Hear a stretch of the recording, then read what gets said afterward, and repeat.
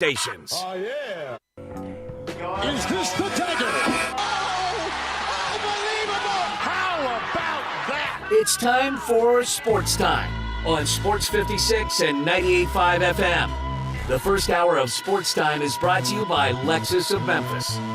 Here are your hosts, former Memphis Tiger Gabe Kuhn and Brett Stats Norsworthy. Happy Friday. Welcome in to the December 16th, 2022 edition of Sports Time on Sports 56 with Gabe and Stats. We're always live from the Family Leisure Studios in beautiful Memphis, Tennessee. Family Leisure, where family and fun come together. I am former Memphis Tiger Gabe Kuhn on Twitter at G_Kuhn71. Produced the program is super producer Bryant Dacus from our team Memphis. On Twitter at Bryant_Dacus. Bryant, go Meeps. Go Meeps today. Meep. Up 9-0 right now. Beautiful. So a smooth 1-0 for us. That's how you do it. You can't go Start bowl season the right way. Can't go 42-0 without 1-0, right? We just go 1-0 every day. Yeah. Every couple hours, actually. I told Brett it's similar to you can't drink all day if you don't start in the morning. That's right. Very similar. You got to start at some point. Why not start at the beginning? And my partner does pre and post for the Ole Miss Football Radio Network. He is Brett Stats Norsworthy on Twitter at Brett Norsworthy. Brett, how's it going? Going well, Gabe. That first game was a great game. And this second game, I was telling Bryant right before we came on just a second ago, I mean, you can look at this game and you see good football between Troy and Texas San Antonio. You see two really, I think, very quality coaches in John Sumrall and Jeff Traylor right now. 9-0, got out to 2-0. Two-run homer in the top of the first for Texas San Antonio. Stake them to a lead. You talking about future A&M coach Jeff Traylor? And maybe future Kentucky coach John Sumrall at the end of the storied Mark Stoops run, and I mean that. The new AAC schools are performing well so far through the first day of bowl season. It's a great day, by the way, guys. Friday, bowl season starts. Grizzlies sit atop the Western Conference standings after what that was last night. That was unbelievable. I was there. What did I see? You saw a wave start there in the fourth quarter. And I don't know if I've ever seen that before. Did you participate with the team? In the participate. I set out all waves. Okay. Why? I'm gonna get my first wave when I go to World Cup in 2026. What's wrong with waving? Nothing is all wrong with it. I'm not a participant. Okay, I got you. It's like towel waving, you know, at playoff games. And one night I was at a divisional series closeout game against the Pirates. Big Matt Adams went yard that night for the Cardinals to kind of give it the easy ride in the eighth and ninth inning. And the guy by me go, "Come on, get up, wave your towel." I said, "Only at World Series. Only at World Series. You wave away. You have fun." Fat Adams. I remember Fat Adams. Great ball player. Big good ticket. ball player for a while. Yeah. I think the brief shining moment was quick though for him in his career. That's the brief part of brief shining moments. Yeah, for sure. First time our show brought to you by Lexus of Memphis. On the show today, we have plenty to get to. In a moment, we'll get to the Grizzlies beating the Bucks by 41. Yeah, that happened last night. We'll get to top and not top story here at the bottom of this 50. segment. Yeah, it's ridiculous. As far as guests are concerned, 3:30, Alan Bell will join us to get us some picks. We'll talk wagering, bowl season. We'll talk week 15 of the NFL season, the whole 9 yards. 4 o'clock, Bruce Marshall will join us for similar things, the Gold Sheet. We'll talk about the final of the FIFA World Cup, Argentina and France. France, by the way, dealing with some flu-like symptoms I saw today. That doesn't seem good before final. Runny nose? I couldn't tell you. I think it was their flu-like defenseman. symptoms can cover everything. Well, is that correct terminology to that call them defensemen? I don't know. Yeah, defenseman would be right. But the Netherlands had the same thing before Sniffles. they played the USA, and you saw what happened there. So I wouldn't be too worried about it. Chest, ear, nose. I mean, yeah, flu-like symptoms. I mean, it could be you're dizzy. Well, they called it a virus, too, but they wouldn't specify what virus we're talking about. Third place game tomorrow. Yeah. Morocco. And Croatia. Go Morocco. Yeah, of course I'm plugged. The Moroccans. There we go. I know you're going to be rooting hard for that one. 4:30, Ty Richardson will join us from ESPN Arkansas, talk some Razorbacks SEC, and we really do have to talk about Sam Pittman. Sam Pittman today mentioned that Jalen Catalon, their star safety, was hurt all year, is planning on getting in the transfer portal. And he had some kind of concerning things to say about the transfer portal today. Basically saying he doesn't like where it's headed, the whole 9 yards. He told the truth. A lot of them are thinking it. Very few are saying it. But at the same time, the concern there is adapt or die in this day and age. You can't It is. complain about it as much as you try to adapt. You got to move on and move past the complaining about it. And Gabe, what's so rough for these guys is they can't really say what they're feeling and what they're thinking. For a lot of those guys, let me remove it from Arkansas. This is kind of blanket. This is not Arkansas. This is kind of all of them. They're thinking you're not a very loyal guy. They're thinking you want an easy way out. You know, we were here for you, and you're on your way out at the first chance you can get.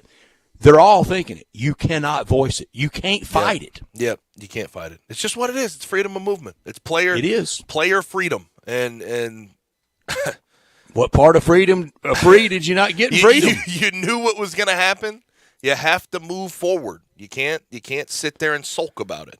And that's Sam the Pittman's issue we still run into. running hot over the two defensive backs. Last year, Yep. not only they leave for LSU. Yeah, that's tough. You got to look up and play them. That's tough. That's tough. I agree. But again, you can't sulk. You can't sulk. You can't. You can't show it. Yeah, the more sulking you do generally leads to more losing, and you certainly don't want that if you're Arkansas. 5 o'clock, Jason Munz will join us. Tigers versus A&M Saturday, ESPNU tomorrow. ESPNU, 6 p.m. Should be a massive one. Jason Munz joins us at 5 o'clock. Talk about that. Also on the show today, Thursday Night Football was a doozy. 49ers beat the Seahawks 21-13. Another solid outing from Brock Purdy. And we're going to have to address the question at this point. Can Brock Purdy lead this team to where they want to go? Can he do that? We'll talk about that at the bottom of this first hour.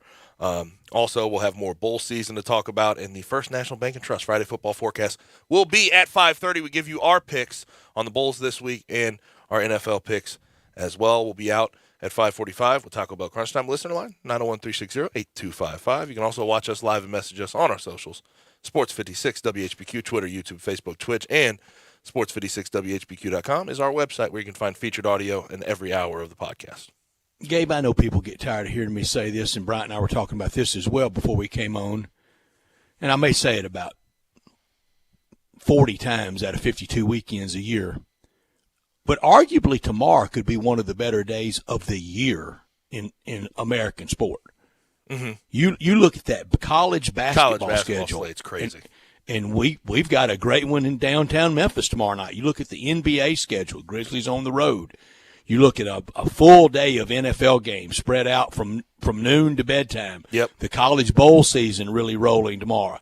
That's four sports. I know a lot of people are interested in the World Cup. Third place game tomorrow, and that's what we're talking about, tomorrow being the day, but then the finals on Sunday. Also, I think, isn't tomorrow the father-son where Chuck Woods plays with his dad? Yep, I think so, yeah. I'm going to be watching my man Chuck Woods. It's massive. All 115 pounds of him. But that college – his bag weighs more than he does. He's a stud, though.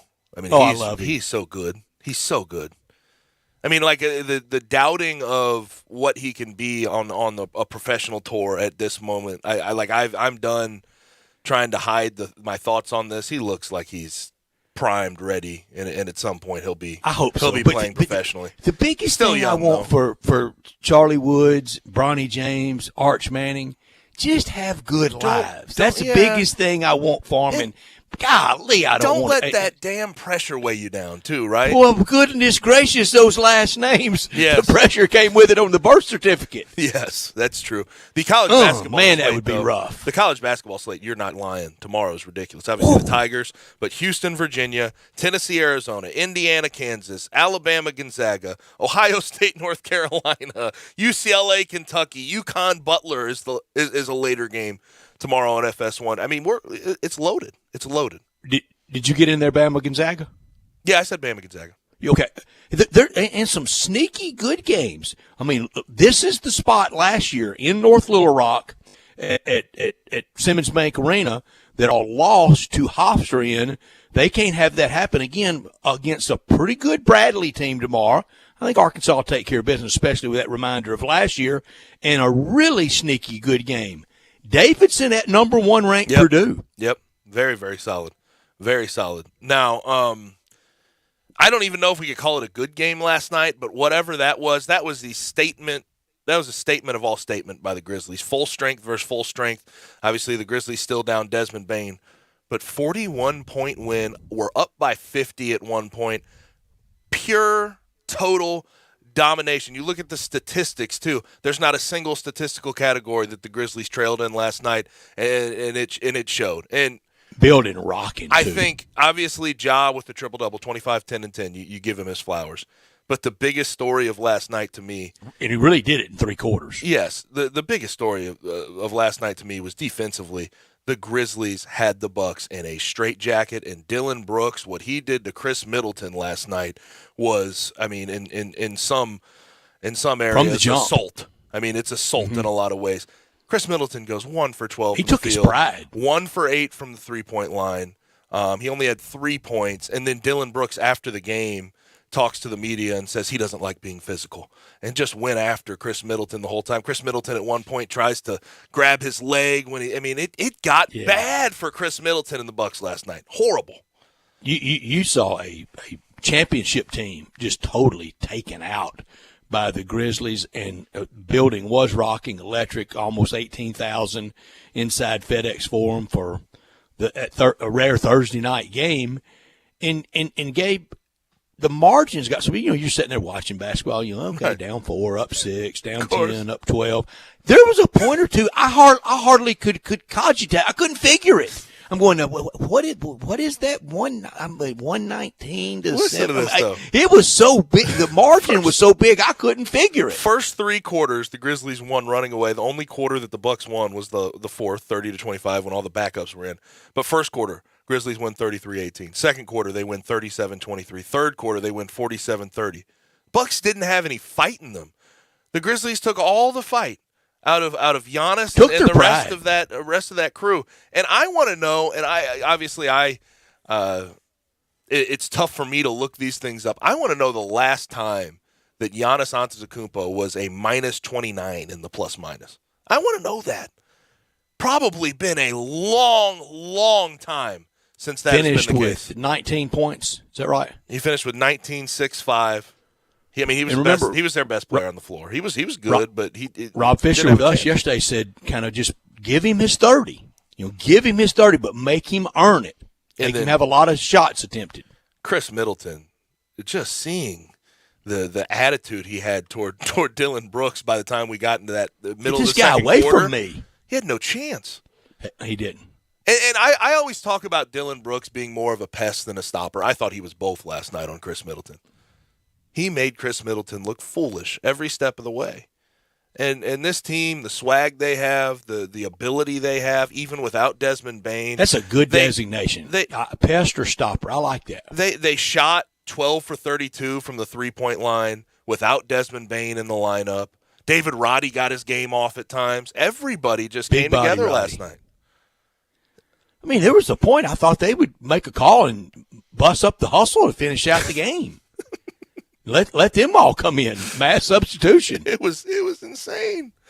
I mean, and the fact that you have the team doing the wave with the crowd in the fourth quarter against a championship level team.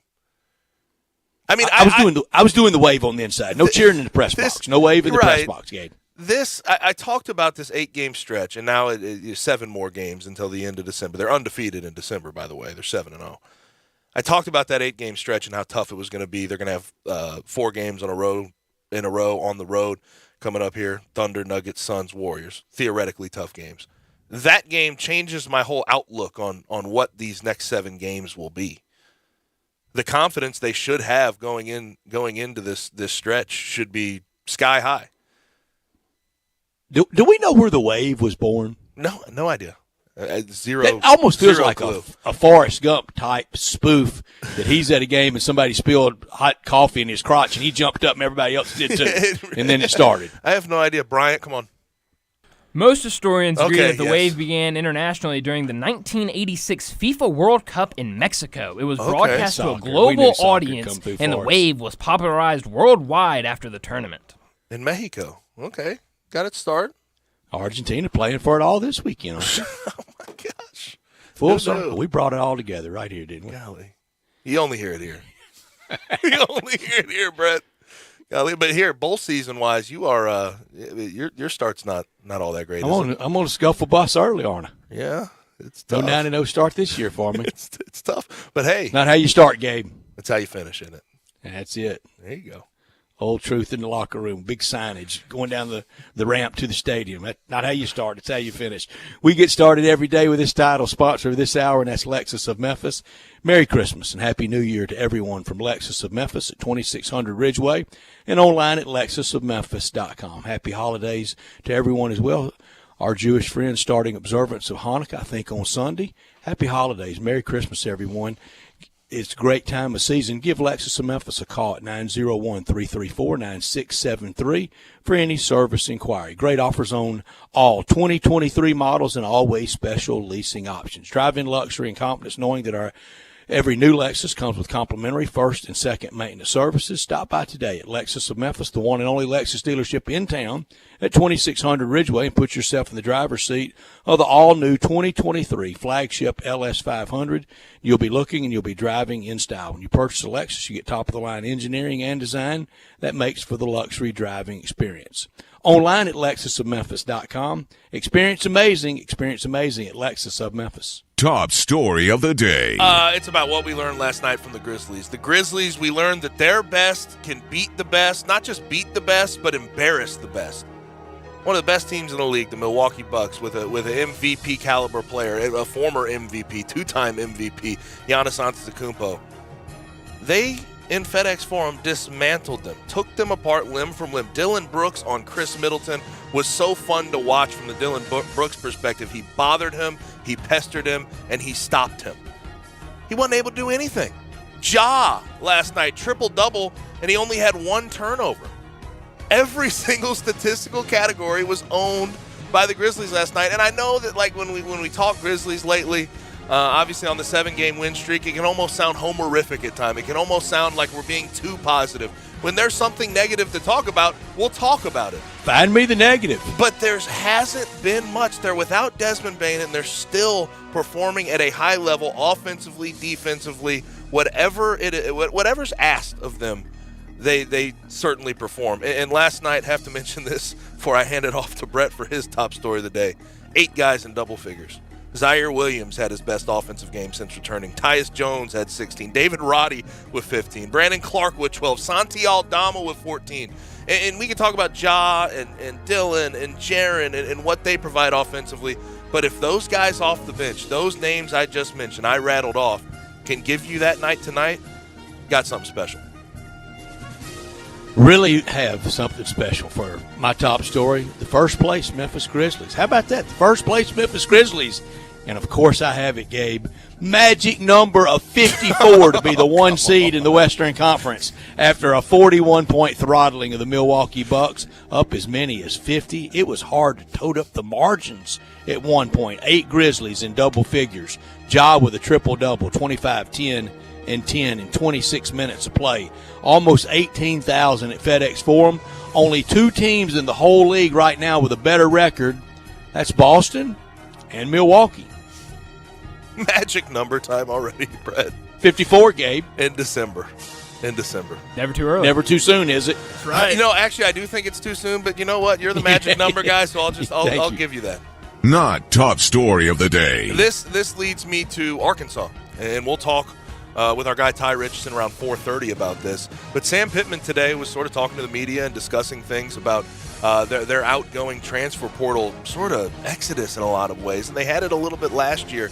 But basically what he said, Steve Sullivan actually does TV news around that area. He said, Pittman on NIL, he said, I still don't believe in buying players. I want players to want to come to the university. It's heading to a disturbing place. And this comes on the heels of what he says Jalen Catalon, his star safety, who was hurt last year. He said that Jalen Catalon's going to get into the transfer portal. Here's what I'll say to Sam Pittman. What he's done at Arkansas is nothing less than a miracle. Nothing less than a miracle. What he took over from Chad Morris was not next to nothing. It was nothing. But at this point, you got to build on what you have. You have KJ Jefferson coming back for a year. You have to go attack the transfer portal with all these outgoing guys. You have to recruit well. And you cannot get caught up in complaining about NIL. You have to move past it and you have to go win in the transfer portal and on the recruiting trail. NIL is something that you could use to your advantage if you talk to boosters, if you get enough money sort of tallied up to give out to certain recruits. You have to do that. All the sulking, all the talking about it doesn't do any good for you. You just lost Barry Odom to UNLV. You have to hire a new DC. It's a big offseason for Sam Pittman, and he can't spend a whole lot of time talking about how he feels about NIL. And everybody thought with Arkansas being the only show in town in a football rabid state, I mean, it's a Razorback state through and through, and all the great businesses, a lot of them located not far from their campus. Everybody thought Arkansas would crush it out there with their collective and being able to raise to pay the players. But if you're resistant to it, you will get steamrolled. My not top story: Tigers back in FedEx Forum tomorrow night versus the Texas Aggies from the SEC. Buzz Williams, I guess, is through whining about being in the NIT last year. He cried all spring about it. If he can't win a game like tomorrow night, he'll be back in another NIT this year. Yeah. They had a slow start last year in SEC play. They dropped 8 straight. They still have a talented team. This is not going to be a walk in the park. Big team, too. It's not going to be a walk in the park by any stretch of the imagination. They've done good on the transfer portal. Dexter Dennis from Wichita State, who the Tigers have seen in the past, is their best three-point shooter. They still have guys that can fill it up, and they're sort of led there by Tyrese Radford. So, going to be a massive one for the Tigers tomorrow night. That'll do it for top and not top story of the day. Brett Norsworthy here for FanDuel. One of the many things I love about betting on college football and the NFL is I'm always finding new players or game props that I just love. And what's cool about FanDuel Sportsbook, you can combine these props with other bets from the same game to score an even bigger payout. Perfect for this weekend with the bowl season starting. In the New Mexico Bowl tomorrow night, I like Tanner Mordecai for SMU to go over the passing yards, Tyler Levine an anytime touchdown, and over the posted 64 points in that game. SMU and BYU once put a Holiday Bowl on the map with a high-scoring affair. I think that's what the New Mexico Bowl will be tomorrow night. There's no feeling like nailing a same-game parlay bet, so lock in your bet today at FanDuel. If you're new to FanDuel, sign up right now with promo code SPORTS56 for your no-sweat first bet up to $1,000. When you win, fast withdrawals at FanDuel. That's promo code SPORTS56. Make every moment more with FanDuel, official sportsbook partner of the NFL. Must be 21 or older and present in Tennessee. First online real money wager only. $10 first deposit required. Bonus issued as non-withdrawable free bets that expire 14 days after receipt. Restrictions apply. See terms at sportsbook.fanduel.com. Gambling problem? Call the Tennessee Red Line at 1-800-889-9789. Always a well-timed spot on a Friday. Always a perfectly timed spot on Friday. Sign up for FanDuel, and you know what? Let's get you some picks on the other side. Gabe. Start your day with Sports 56 Mornings with Greg Gaston and Eli Savoy. Weekday mornings from 7 to 10, right here on Sports 56 and 98.5 FM. 0650 acquisition fee, 30,000 miles per year, 20 cents excess mileage, 0 security deposit. Forte PE 545,584, MSRP 22,150. Sorrento PG 172,274, MSRP 32,720. Includes all rebates and incentives. Must finance through KFA Hyundai. Excludes tax title and license with approved credit. See dealer for complete details. Offer valid through 1/3/2023. Dealer stock only. Warranties and limited powertrain warranty. See Kia.com or retailer for details. Mid-South Randy here at Gossett Kia South Mount Moriah, and we're gearing up for the season of giving back. And if you buy a car now through December 31st, Kia will make a donation to our very own St. Jude Children's Research Hospital. Hey, Jeff Moman took the day off to visit Santa to get his list ready, so I've got the helm today. And to celebrate, we've got 2023 Kia Forte LXS, 41 MPG highway, $234 a month, 36-month lease, $27.99 due at signing. And 2023 Kia Sorrento LX, $388 a month, 36-month lease, $34.99 due at signing. Plus, you always get the 10-year, 100,000-mile powertrain limited warranty. And if we don't have it today, we'll order it for you. You won't pay over MSRP at Gossett Kia South Mount Moriah. And like Jeff says, whether you live in Horn Lake, South Haven, Olive Branch, or Memphis, you'll be happy at Gossett Kia Mount Moriah, 2680 Mount Moriah or KiaMountMoriah.com. Step up your wings game at East Coast Wings & Grill. With 60 wing flavors and 7 heat indexes, do you have what it takes to turn the heat on your wings up to insanity? East Coast Wings & Grill is family-friendly with a large variety menu to satisfy the whole bunch. Sign up today for their loyalty program and taste the rewards. For every $1 you spend, you collect a point. Earn 100 points and receive a $5 reward. Next to Lowe's off Highway 64 in Bartlett, come try America's best wings at East Coast Wings & Grill.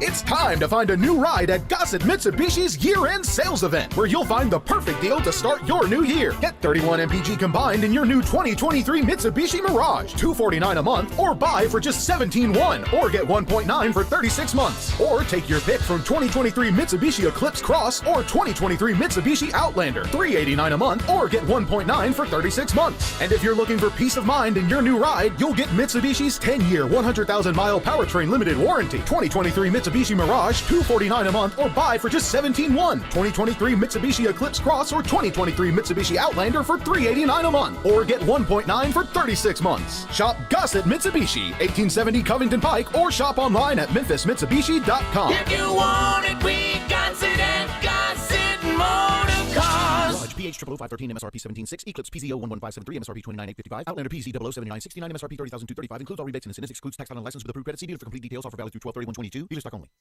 This holiday season, tee it up at Edwin Watts Golf Shops for the hottest gifts from TaylorMade and Bushnell. Featuring the TaylorMade Stealth Carbon Woods with 60 layers of carbon for faster ball speeds. And while you're there, grab a dozen TP5 golf balls. And from Bushnell, save up to $75 on the Tour V5 and Tour V5 Shift rangefinders. There's also gift cards for those favorite golfers on your list. Don't miss these holiday gifts and more happening now at Edwin Watts Golf Shops, home of the 90-day satisfaction guarantee. It's the season of giving back at Gossett Kia on the Pike. And Kia is leading the way with donations to our very own St. Jude Children's Research Hospital. Buy a ride until December 31st and Kia will donate for you. Get 41 MPG Highway and 2023 Kia Forte LSX. $234 a month, 36-month lease, $27.99 to its signing. Get a thrill in 2023 Kia K5 LSX. $296 a month, 36-month lease, $31.99 to its signing. And if we don't have what you want, not a problem. Let Bobby J order a new ride for you today, and you won't pay over MSRP. Plus, Kia's 10-year, 100,000-mile powertrain limited warranty. Ask for Bobby J. He'll put you in a new Kia today. Gossett Kia, 1900 Covington Pike, online, KiaCovingtonPike.com. If you want it, we got it at Gossett Motor Cars. Post 650 acquisition fee, Forte PE 545,584, MSRP 22,150, K5 PG 186,690, MSRP 27,765, includes all rebates and incentives, must finance through KFA Hyundai, excludes tax title and license with approved credit. See dealer for complete details. Offer valid through 1/3/23. Dealer stock only. Warranties limited. Powertrain warranty. See Kia.com or retailer for details. When I was in Iraq, our convoy was hit. It was bad. After I came home, I could still hear booms and see tracer fire. Makes it hard to be a good mom. As America's veterans face challenges, DAV is there. I'm Naomi Mathis, Air Force veteran. With the right support, more veterans can reach victories, great and small. With help from DAV, I was able to begin to heal. DAV provides a lifetime of support to veterans of every generation, helping more than 1 million veterans each year. Today, I'm part of DAV. We're veterans helping veterans to get the benefits they've earned. And I give my veterans my all. But there's more to be done and more victories to be won.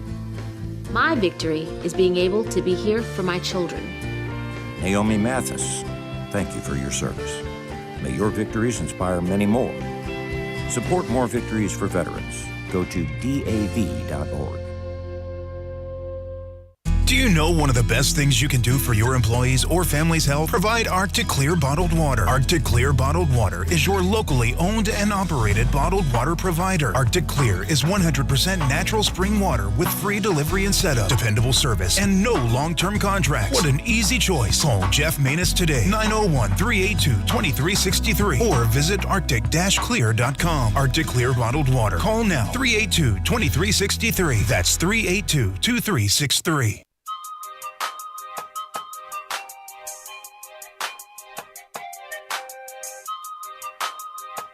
Now, back to Sports Time on Sports 56 and 98.5 FM. This hour is brought to you by Lexus of Memphis. Let me tell you what Melvin Toast is packing right here, all right? Here once again are Gabe Kuhn and Brett Norsworthy. Get it? Back rolling. Sports Time with Gabe and Stats. I'm Gabe. He's Stats, guys. I just learned something today. Bad news on the Twitter machine. Spaces are gone for good. Oh, no. I only participated in like one of them. Oh, that's Me too bad. I was in one. Brett, I listened to that Spaces. You were great on it. You're fantastic. Wait, you participated in a space, Brett? Like you talked in it? Yeah. College basketball. Nice. Last spring, college basketball. I remember it. What was it? Post St. Peter's upsetting Kentucky, I believe so. I think so, and I couldn't hide my glee. Yeah, I got you. I didn't try to. But the Spaces era. Good for you. What a time. One of the happiest sports days of the year is when Cal gets knocked out of the NCAA tournament. What a time. How will we remember the Spaces era of Twitter? Me finding a way to pile on Cal. Yeah. Honestly, you finding a way how to get onto Spaces. Hey. But it was quite circuitous, I can assure you. For sure. I think I hit the wrong button and didn't realize I was hot. Right. Now, without further ado, let's bring on Alan Bell for some picks. Alan Bell is from CBS Sports Digital, also from CBS Sportsline. He's on Twitter, and he gives you good nuggets on his Twitter. Make sure you follow it, at Alan Bell 247. Alan, how's it going? Hey, well, I'll tell you what.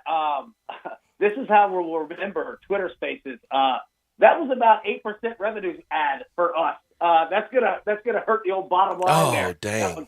That was tough, Oh, man. man. I mean, we'll adjust. Like, I'm not worried about it, but Well, that was an easy way to go about it. does this mean it's time to bring back Fleets? You remember Fleets? You remember Fleet? Dude, Yeah. look. I Good think 3 what we weeks. Dude, seriously. I think we should. Let's just bring back AOL Instant Messaging. That's what we're gonna bring back. Let's go really crazy and bring back dial-up, Alan. You know what we needed? I want 56K modems in everybody's houses again. That's what we need to do. I'm feeling an extra amount of nostalgia. You bring up AIM, Alan. My It was the gosh. I don't even remember what my old username was. I'm going to have to go back and check. Everybody had their AIM email, too. Yeah. Good old AIM. Good old AIM. Yeah. Now, let's start here. We have the bowl season rolling along. It looks like Troy just added a TD, but the Meeps are up 12 to what should be 7. UAB gets the win 24-20. How are you approaching, just generally speaking, the bowl season with all the opt-outs and everything else? Carefully. You really have to understand these teams. Look, I'll give you a perfect example. Like anybody, just speaking inside the state that's going to be betting on Tennessee versus Clemson. Understand this Tennessee offense that you saw all year. No, it's not going to be there. You've got a different quarterback in Joe Milton. All the wide receivers have opted out. They're going to the NFL. Like, I use that as an example to be careful. Tomorrow, Louisville, Cincinnati. These two teams are going in without head coaches, with multiple players that are gone. Like no Malik Cunningham for Louisville. Exactly. Like, be very careful betting these games because these teams could look completely different. Alabama could look completely different than what you've seen all year. So, just be careful, man. Bama with the news today that Bryce Young and Will Anderson both will play. Can I? Nice. Y'all tell me, and I'm not trying to, but tell me if I can have it both ways. Can I respect a guy that says, I've done enough, I'm out of here, I'm opting out, I don't want to risk it, it's life-changing money, I feel like I've done enough, thank you for everything you did for me, I'm gone. But by the same token, can I also hold a guy like Matt Corral did last year, and when he was writhing on the ground and it looked like his knee was shredded, I'm going, there you go, Brett. You wanted him to play, and now look what has happened. He wasn't that seriously injured, but he was injured. And if Bryce Young got hurt in the Bama Bowl game or Will Anderson, and it cost them generational money, I would feel bad. But can I metaphorically, can I squeeze these guys a little tighter and love them more for going out there and playing for good old State U? Sure. Yeah, you can, right? Like, it's one of those things to where I look at it as, if somebody opts out because they're going to the NFL, like, dude, who am I to say no, right? Like, you cherish the time that you had. Wish him the best of luck, dude. That's a once-in-a-lifetime opportunity that maybe 0.5% of people ever get an opportunity to do that. And then also on the other side, like you said, like the people that do play, praise them for it. Absolutely. Send them love. Send them a tweet. Just, hey, thanks, man. Appreciate it. Now if Bryce Young gets his shoulder driven into the ground and it's crushed and he can't ever lift it above his head again in his life and throw a Nerf ball, then how do we feel about all that love we were giving out on December 16th? Well, it's difficult. Like, as long as you're not, screaming at the guy, tweeting at his family, saying he's a quitter. Like, as long as you're not doing that, like, you didn't force the guy to play. You didn't force him to get injured. Like, it's just unfortunate. Like, that's all that you can do. So I think that, any approach is good if you take it positively and support said player, whatever decision is. It's just when you get negative, and I'm not saying you, I'm just saying, like, when people get negative and they start demanding things, like, dude, you're not their boss. Like, who are you, you know? So, yeah. Alan, I think you just told our audience to Alan Bell, Maximum Life. That is you in a nutshell. And also, I'll say this about you, Brett. The fact that you can hold two thoughts at the same time about these guys. Yeah, there we go. Right. In this day and age, well done. Well done to hold two thoughts at the same time. Can't we do more than one thing? Yeah, I get you. All right, now with all that being said, what do you like over the weekend when it comes to betting bowl season? Yeah, so we've got some pretty good games. Look, I'm going to say this. It's going to sound crazy. All right, Louisville, Cincinnati. I'm playing the over 41, and again, we just talked about it. Like, we've seen mass exodus and all kinds of craziness. But, craziness does affect defenses too. And I think that you're going to see in a game to where defenses see on the opposite side that a lot of offense is gone, quarterbacks are gone. There's going to be a lot of business decisions made, right? They're like, you know what? I'm not separating my shoulder. I really don't care if this guy gets the first down, right? Like, effort could be a little lacking in some of these games. And I'll say this. Run fits in Boston in the winter. It becomes harder for linebackers to go on the frozen tundra of the diamond at Fenway to go fit the B gap in Boston in the winter. That's not as easy. No, I completely agree. Right? Looking at this weekend as well. Florida, Oregon State. Right? Like, what do we do with this game? Because we were all like feeling good about Florida, like towards the middle of the season. Like, they kind of had it going, and then they played Vanderbilt, got whooped, and it's like the locker room quit on each other. Right? Like, I had no idea what to do with Florida except fade them. I'm going to take Oregon State. Florida's not going to have Anthony Richardson. They'll actually be healthy at wide receiver, but I don't know, how they're going to get the ball. I'll roll with Oregon State on that one. SMU, BYU. I love the over in this game. I think it's like 61-62. Yeah, like I think that we're going to see a pretty good football game here. I just gave it out in a FanDuel spot, Alan. I love the confirmation. Yes, sir. There we go. I love it, man. I love it. And then Fresno State, -4. This is going to be a fun game, too. Washington State, Fresno State in the Jimmy Kimmel L.A. Bowl. There you go, right there. Yeah, give me Fresno State -4. The only thing with Florida that I'm having hold-ups with, and Oregon State is really like they will hit you in the face, hit you right in the mouth every play, and they don't really have a whole bunch of opt-outs or anything like that. Their quarterback position is a little rough right this second. I'm curious about Florida if Jack Miller ends up going. I wonder what that offense can do with him in there. Former 4-star guy, it definitely has some talent. Yo, he does, man. And, like, that's also the thing, too. It's like, Florida probably has just more overall talent, but a lot of guys that probably haven't played too terribly much. Like, that's the difficult part is I don't know where this locker room is. Like, if I felt good about, like, how they kind of ended the year, like, I'd be all over Florida, even with Anthony Richardson out. But it's the locker room. Like, I don't know what to do with it. And I'm not saying that as a negative. I don't know where it's at. Now, Week 15 of the NFL season started last night. 49ers get that win 21-13 on the road against the Seahawks. And the Seahawks have struggled a little bit, but the 49ers defensively so dominant. What are your thoughts right this second on Brock Purdy? Can he get them to where they want to go in playoff time? Well, clearly he's, the next Joe Montana, right? I mean, look, I like the kid. Like, you know what? He plays good, and he fits in that system because, Kyle Shanahan – and Kyle Shanahan did this with Jimmy Garoppolo, too. It's not new. It's like, look, we play aggressive, run the football, safe throws, all right, and we use our defense to win games. And that system works. Yep. DeMeco Ryans has that defense phenomenally ready to go. But Brock Purdy, man, like, he fits in that system well. He doesn't really, put risk throws up. He pretty much threw to the short right the entire night, which is the safest play for a right-handed quarterback, and it's smart, right? And he uses Christian McCaffrey, and it goes. So, look, they can go far. That defense is for real. The only problem and the concern is what happens if San Francisco is not playing with the lead, right? Like, because it's going to happen at some point, right? And when they're not playing with the lead and you've got to make a comeback, that's when we'll find out about Brock Purdy. It could be great. Like, I'm not taking anything away from the kid. But, it's easy when you're playing up 14-3 and you don't really have to do too much. It's much easier than when you're down 14-3 and now you've got to, go back and win against another team that's pretty good. My concerns, and like you look at the NFC, I think it's still like I like the Eagles. I love the Eagles at the top. I love the Cowboys at the top. Those are the two teams that really give me concern for the 49ers. Outside of that, in the NFC, the Vikings don't scare me when it comes to if Brock Purdy's thrust into action, if he has to be the guy. The Vikings, the Vikings and the Bucks. I mean, neither of those teams. No. Or the Giants, like none of those teams scare me. I feel like it's sort of Philly and the Cowboys that would give me a hold up with a matchup against the Niners. 100%.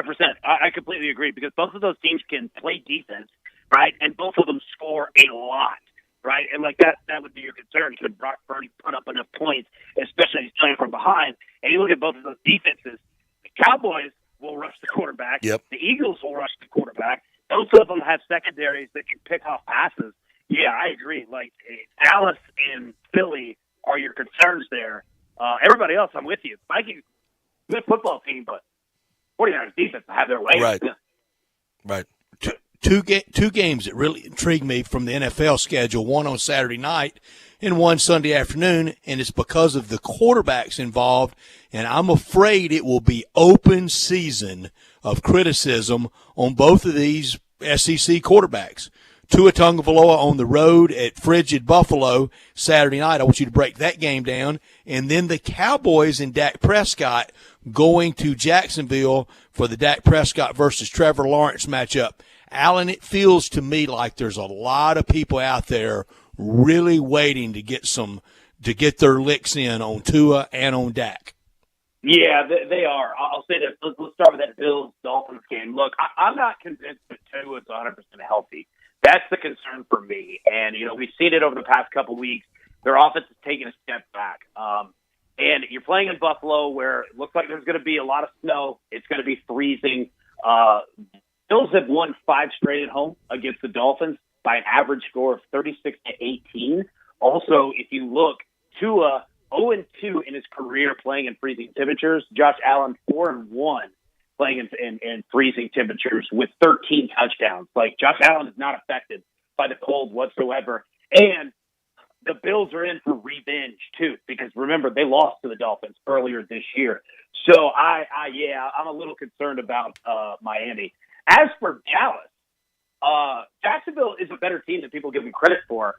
They're also a team that plays without any concern because what do you have to lose? Doug Peterson's kind of the perfect coach for that, where he's like, you know what? We'll go for 4th down. Who cares?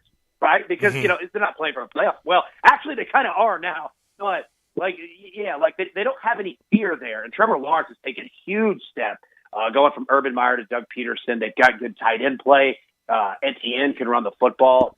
But that being said, there's no way I'm fading Dallas. Like, Dallas, when they're on, buddy, good luck. And then coming off that Texans game where they, quite frankly, were lucky to win, I think Dallas responds extremely well this week. So now it looks like Zach Wilson's going to get the start for the Jets. Mike White, I read a report about him reaching out to 10 separate doctors to see if he could get cleared with his rib injury. Like that's brother. Dude. After the doctor 5th one, shopping. Hey, brother. After the 5th one, I'm telling you, you're not going to get a different answer. But hey, it is what it is. I appreciate the effort. But Zach Wilson going to start for the Jets. They're playing against the Lions, who have been unbelievably good. Are you on the Lions train right now at this point in the season?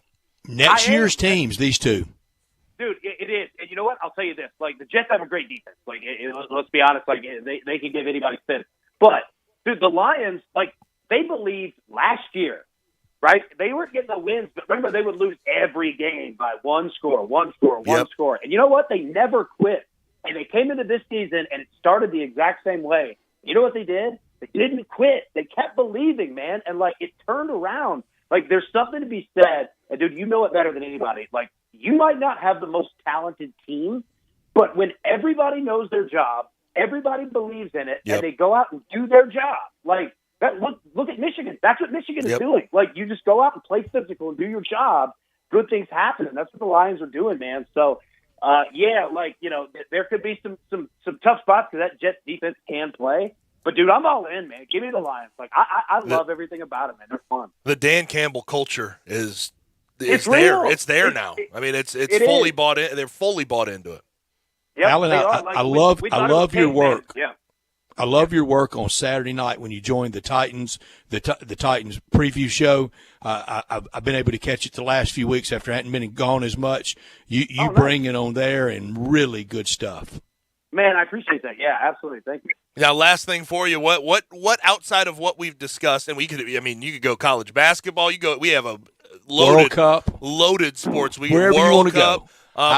What are your favorite plays this weekend that you want to give out to our audience? Highlight. That's exactly it. Highlight. That's where we want to go. No, man, like, I think that, the NFL, college football, like, all right, so here's a play that I 100% am believing in. All right, the Saints at home, -4 against the Atlanta Falcons. All right, the Falcons are going to be starting Desmond Ridder. I don't know what happened with Marcus Mariota and Arthur Smith, but, like, those are two really good, high-quality individuals, and for them to have a rift means something seriously happened. I'm going to roll the Saints at home in that one. You look across the board, the Chiefs and the Texans. Like, I think I'm going to go with the Chiefs 14 on the road. The Texans just played a huge inspired game against Dallas. I do not think that they're going to do that again. And then the Cardinals and the Broncos. The Broncos are favored by 1.5. I have no reason to believe why. The Cardinals are actually better with Colt McCoy than they are Kyler Murray. Like, they're a better, just balanced offensive team. I'm going to roll the Cardinals +1.5. Understood. Alan, always appreciate it, man. Great stuff. Man, appreciate you guys, man. Y'all have a great weekend. Yes, sir. Have a great You weekend, too. Alan. Thank you. Alan Bell with us from CBS Sports. And you see him and hear him at a lot of places, and it is good stuff, and it is always with that fun esprit de corps.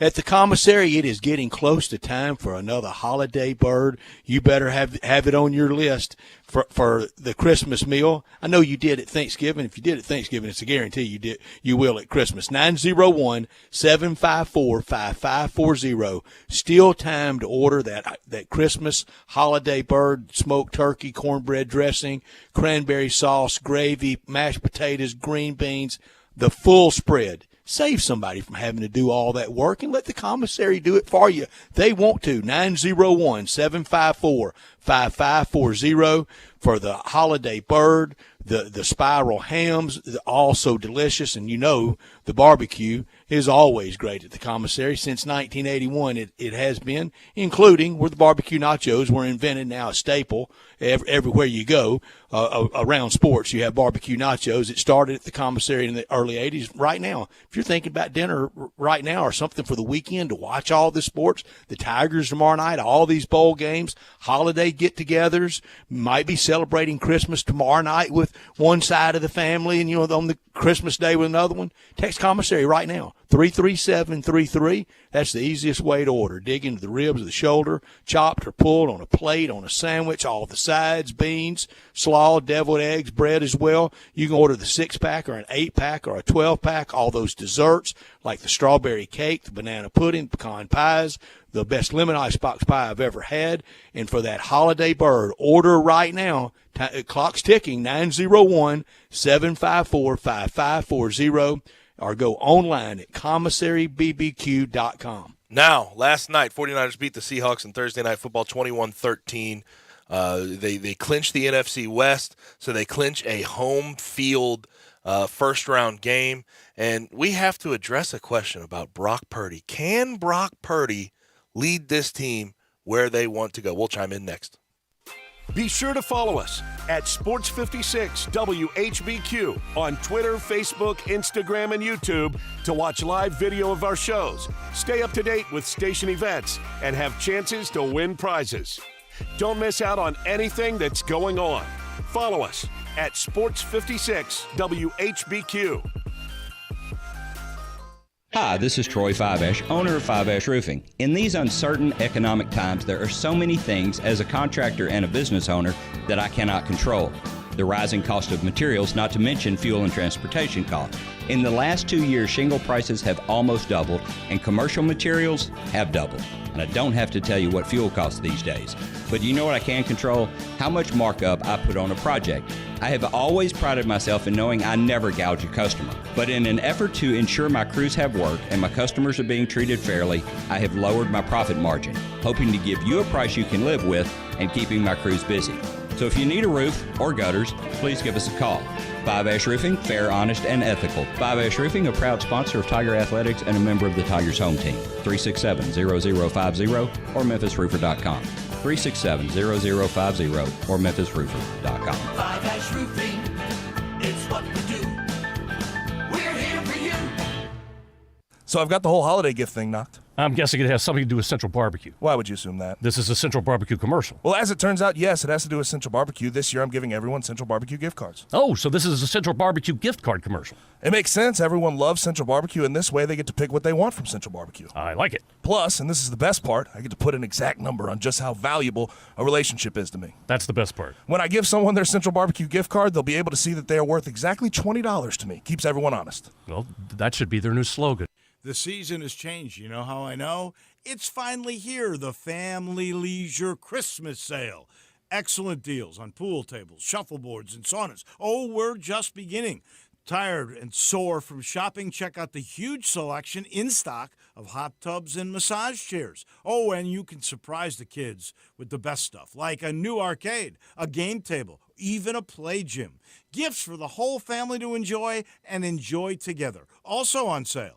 Theater seating, outdoor kitchens and grills, patio furniture, and fire pits. Merry Christmas from our family to yours. That's Family Leisure of Memphis. Every year we wait.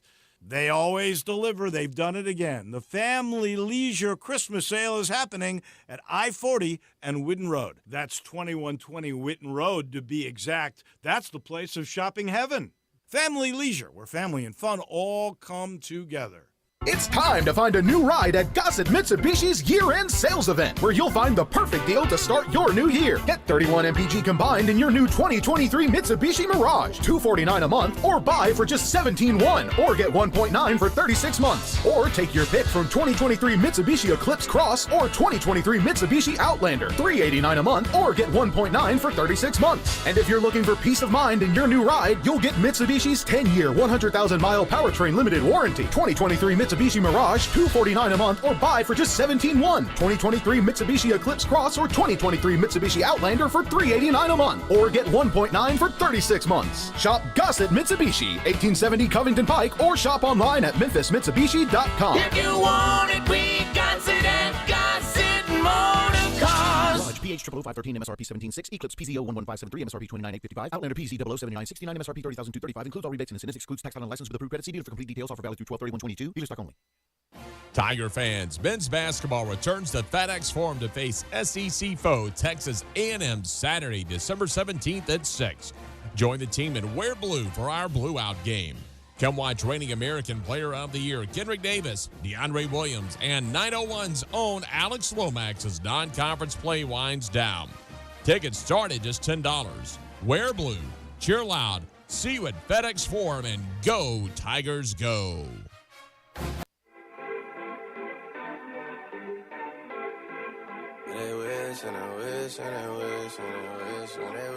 Now, back to Sports Time on Sports 56 and 98.5 FM. This hour is brought to you by Lexus of Memphis. What we are dealing with here is a perfect machine. It's really a miracle of evolution. Here once again are Gabe Kuhn and Brett Norsworthy. So 49ers get the win last night, 21-13 on the road in Seattle. They clinched the NFC West. They have home field advantage come playoff time. And the big story is going to be Brock Purdy and what he's done with this 49ers team. Last night, 17 for 26, 217 yards, 2 TDs, no INTs, and was just very steady. Brock Purdy doesn't do anything special except for management and steadiness. We haven't seen him make those impressive throws. There's no insanity with his legs. He's not necessarily going through these long progressions and delivering balls, picking apart defenses. But the question does become, with the success they found with him, Brett, how far can he get them? I think he can carry them all the way. Ride that defense. Most of it, the NFC Championship game wouldn't be at home, but most of it would be at Friendly or Levi's Stadium. He would have to go out on the road potentially for an NFC Championship game in Philly, but if they got a little luck and some of the draw, maybe not even there. There are some historical patterns that's occurred that people have done it. Jeff Hostetler. Phil Simms gets hurt. He kind of shepherded the Giants, down the stretch of the year. This guy was wildly more talented than Brock Purdy, but Jay Schrader was out one year for Washington. Doug Williams steps in for a good playoff and an MVP Super Bowl run. Earl Morrall did it way back.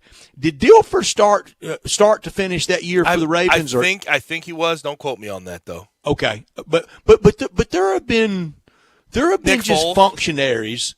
Nick Foles for sure. Nick Foles for sure. Just handed the keys, and they really just wanted him to just drive it down the center line, and he was able to hit the accelerator and do something. I don't know that you let Purdy cook. Right. And I don't know that he can, but he can sure kind of just finesse it. Now, I want to start here because I thought, when you look at the play calling from Kyle Shanahan in a Kyle Shanahan coached offense, it's really, again, I've said it a few times this week, it's color by numbers. It's pretty simple. There's nothing too crazy.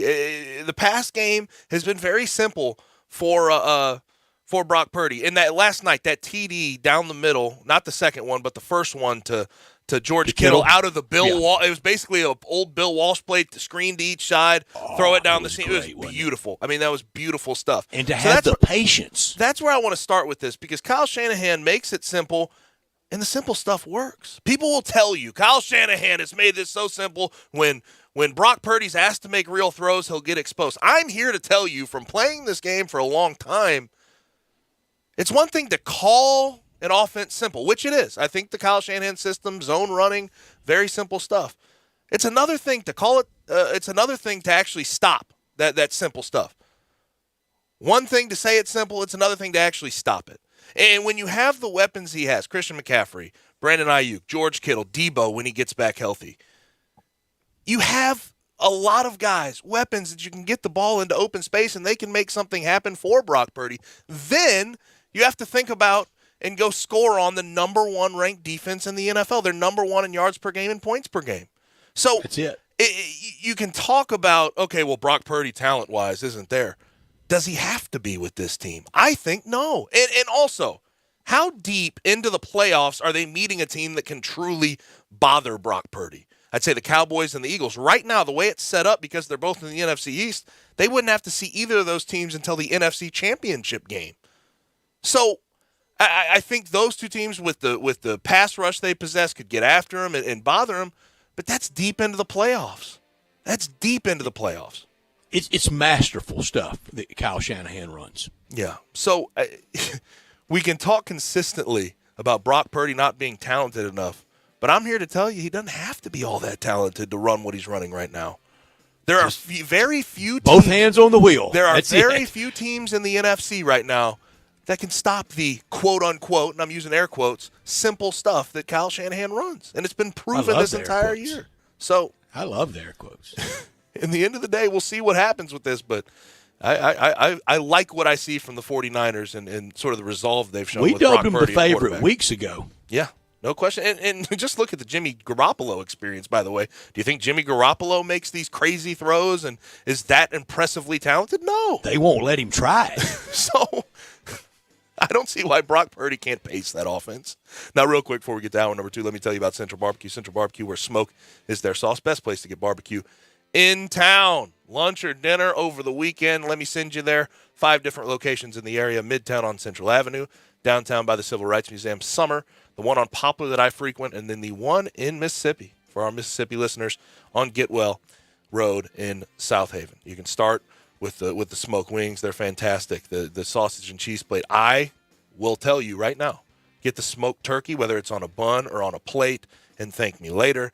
The sides, beans, greens, slaw, they have gluten-free options, vegetarian options for you. They do everything for you. And the dessert, 5-layer cake, banana pudding, some of the best in town. Now, if you want catering, 15 or more people at home, at the office, call this number, 901-527-9990. Again, 901-527-9990. If you want to ship that barbecue anywhere in the U.S. of A., we're getting close to Christmas, the holidays in general. Make sure you ship that barbecue. There's not a lot of barbecue spots around the country that are as good as Central Barbecue. I know that your friends, your family will love it. Go to eatcbq.com and click that ship tab. Eatcbq.com, click that shipping tab. Send that barbecue anywhere in the good old U.S. of A. But Central Barbecue, is that slow smoke Memphis-style barbecue. Smoke is their sauce. Hour number 2 on the way. We started. We bring on Bruce Marshall next.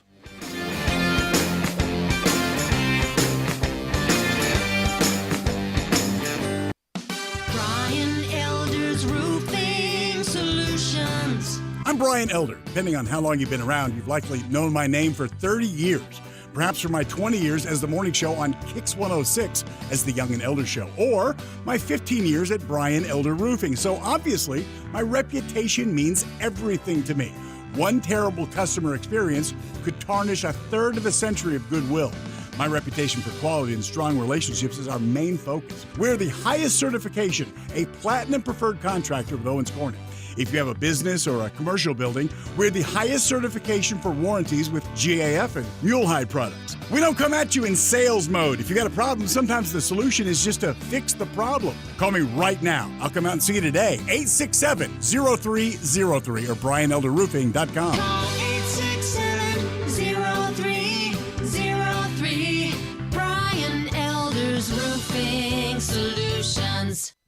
I'm Kelly Erb with Mark Spensdorf Realtors, and I just had to ask, Sheldon, did you really just buy a set of golf clubs and you never tried them out? Yep, that's right. And Sheldon, didn't you tell me whenever you buy a car, you never test drive it? Again? Yep. Don't you think that's pretty bizarre since you always tell people to talk to 2 or 3 agents when they sell their home? Yes, it is. I'm Sheldon Rosengarten, and I'm also with Mark Spensdorf Realtors with Kelly. It's funny, we tell people that you should always talk to more than one agent to find out not only what they think about your home, but more importantly, what they will do for you. And you really need to make sure and include us in the interview process. I agree, because how are you going to find out about our strategic marketing program with the Shellbucks option? And as people often say, when you want the job done, call Sheldon. That's Sheldon Rosengarten and Kelly Erb. Call or email us at memphisrelocate.com or 682-1868. Do it now, 682-1868 or memphisrelocate.com. Say there was a place, the perfect place for everything you need for tailgates and patios. Grills and chairs, charcoal and coolers. Everything to make a great game or a great day. That perfect place wouldn't be a warehouse. It's East Memphis Ace Hardware. Locally owned and operated at Quince and White Station, East Memphis Ace Hardware is where you'll find Benjamin Moore paints, local plants from local growers, and Black & Decker tools. Around the block, what you need in stock with people who know their tailgates. Welcome to East Memphis Ace Hardware, the home convenience store. 0650 acquisition fee, 30,000 miles per year, 20 cents excess mileage, 0 security deposit. Forte PE 545,584, MSRP 22,150. Sorrento PG 172,274, MSRP 32,720. Includes all rebates and incentives. Must finance through KFA Hyundai. Excludes tax title and license with approved credit. See dealer for complete details. Offer valid through 1/3/2023. Dealer stock only. Warranties and limited powertrain warranty. See Kia.com or retailer for details. Mid-South Randy here at Gossett Kia South Mount Moriah, and we're gearing up for the season of giving back. And if you buy a car now through December 31st, Kia will make a donation to our very own St. Jude Children's Research Hospital. Hey, Jeff, my man took the day off to visit Santa to get his list ready, so I've got the helm today. And to celebrate, we've got 2023 Kia Forte LXS, 41 MPG highway, $234 a month, 36-month lease, $27.99 due at signing. And 2023 Kia Sorrento LX, $388 a month, 36-month lease, $34.99 due at signing. Plus, you always get the 10-year, 100,000-mile powertrain limited warranty. And if we don't have it today, we'll order it for you. You won't pay over MSRP at Gossett Kia South Mount Moriah. And like Jeff says, whether you live in Horn Lake, South Haven, Olive Branch, or Memphis, you'll be happy at Gossett Kia Mount Moriah, 2680 Mount Moriah or KiaMountMoriah.com. Step up your wings game at East Coast Wings and Grill. With 60 wing flavors and 7 heat indexes, do you have what it takes to turn the heat on your wings up to insanity? East Coast Wings and Grill is family friendly with a large variety menu to satisfy the whole bunch. Sign up today for their loyalty program and taste the rewards. For every $1 you spend, you collect a point. Earn 100 points and receive a $5 reward. Next to Lowe's off Highway 64 in Bartlett, come try America's best wings at East Coast Wings and Grill. Do you know one of the best things you can do for your employees or family's health? Provide Arctic Clear bottled water. Arctic Clear bottled water is your locally owned and operated bottled water provider. Arctic Clear is 100% natural spring water with free delivery and setup, dependable service, and no long-term contracts. What an easy choice. Call Jeff Manus today, 901-382-2363, or visit arctic-clear.com. Arctic Clear bottled water. Call now, 382-2363. That's 382-2363. We are Sports 56, WHBQ Memphis, and W253DF Memphis, Flynn Broadcasting Stations.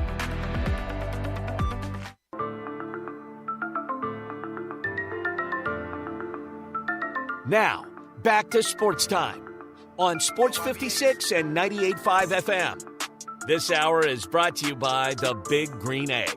How do you want that cooked? Burnt to a crisp or bloody as hell? Here once again are Gabe Kuhn and Brett Norsworthy. Back rolling, hour 2 on a Friday. Sports Time on Sports 56 with Gabe and with Stats. I'm Gabe Kuhn. He's Brett Stats Norsworthy. Bryant Dakes, of course, in the producer's booth producing the program. And without further ado, joining us via the phone line is our guy from the Gold Sheet. He is Bruce Marshall. Bruce, how's it going? Hey, pretty good, Gabe. How are you? I'm doing well. Where about in the world right now? You were in Switzerland last week when you joined us?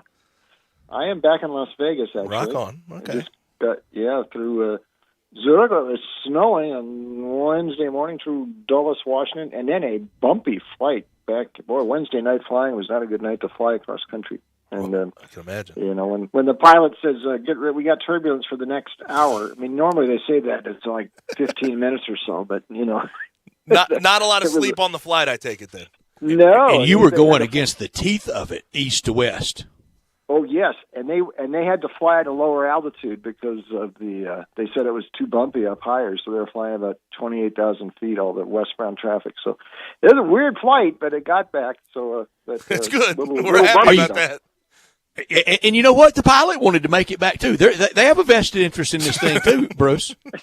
I know. They're like those UPS drivers. They got to get there on time, and get everything done. That's right.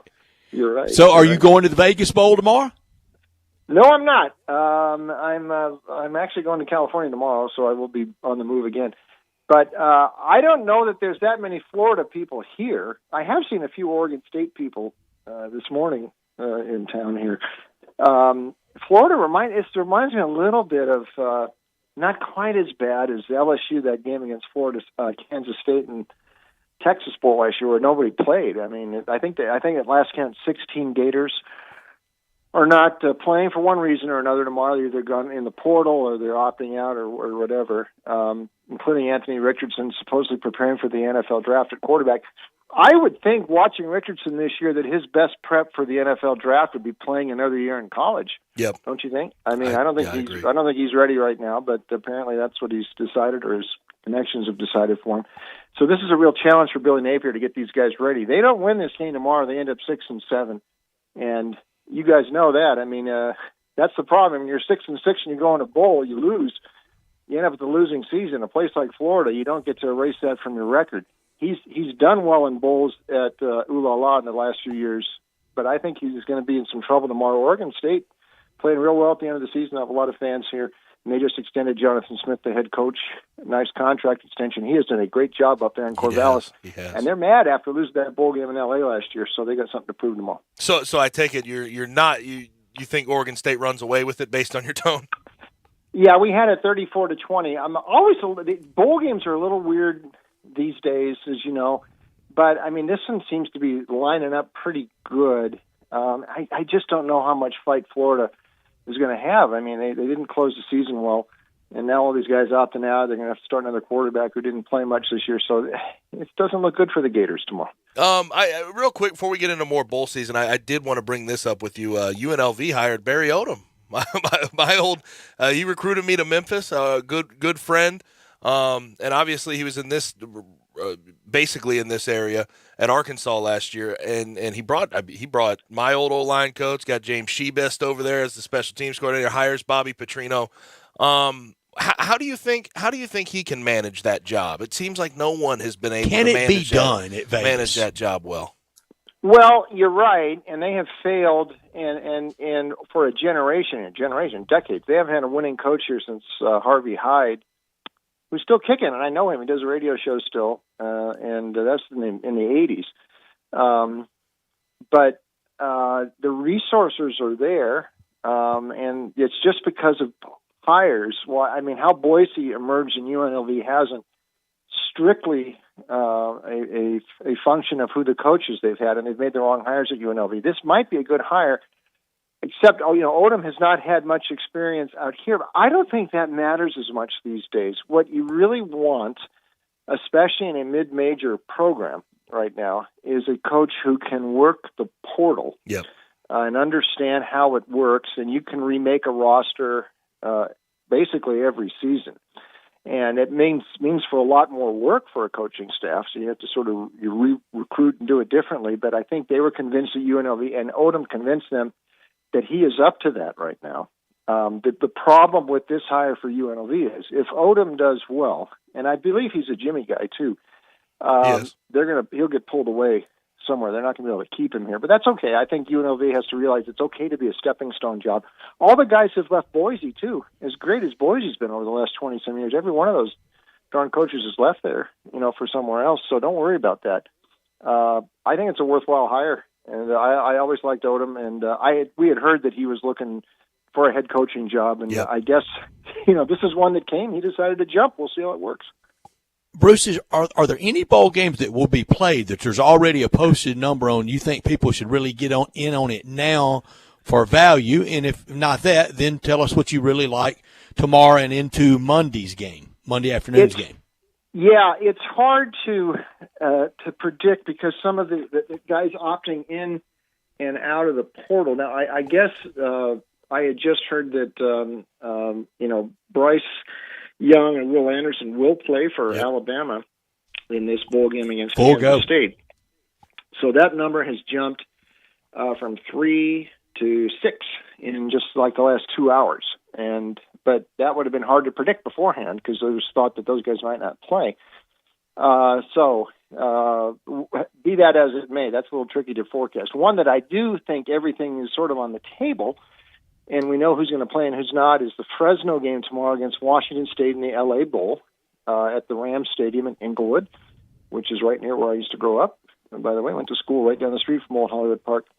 But Fresno closed the season very well. Jeff Tedford came back after stepping down for health reasons a couple of years ago.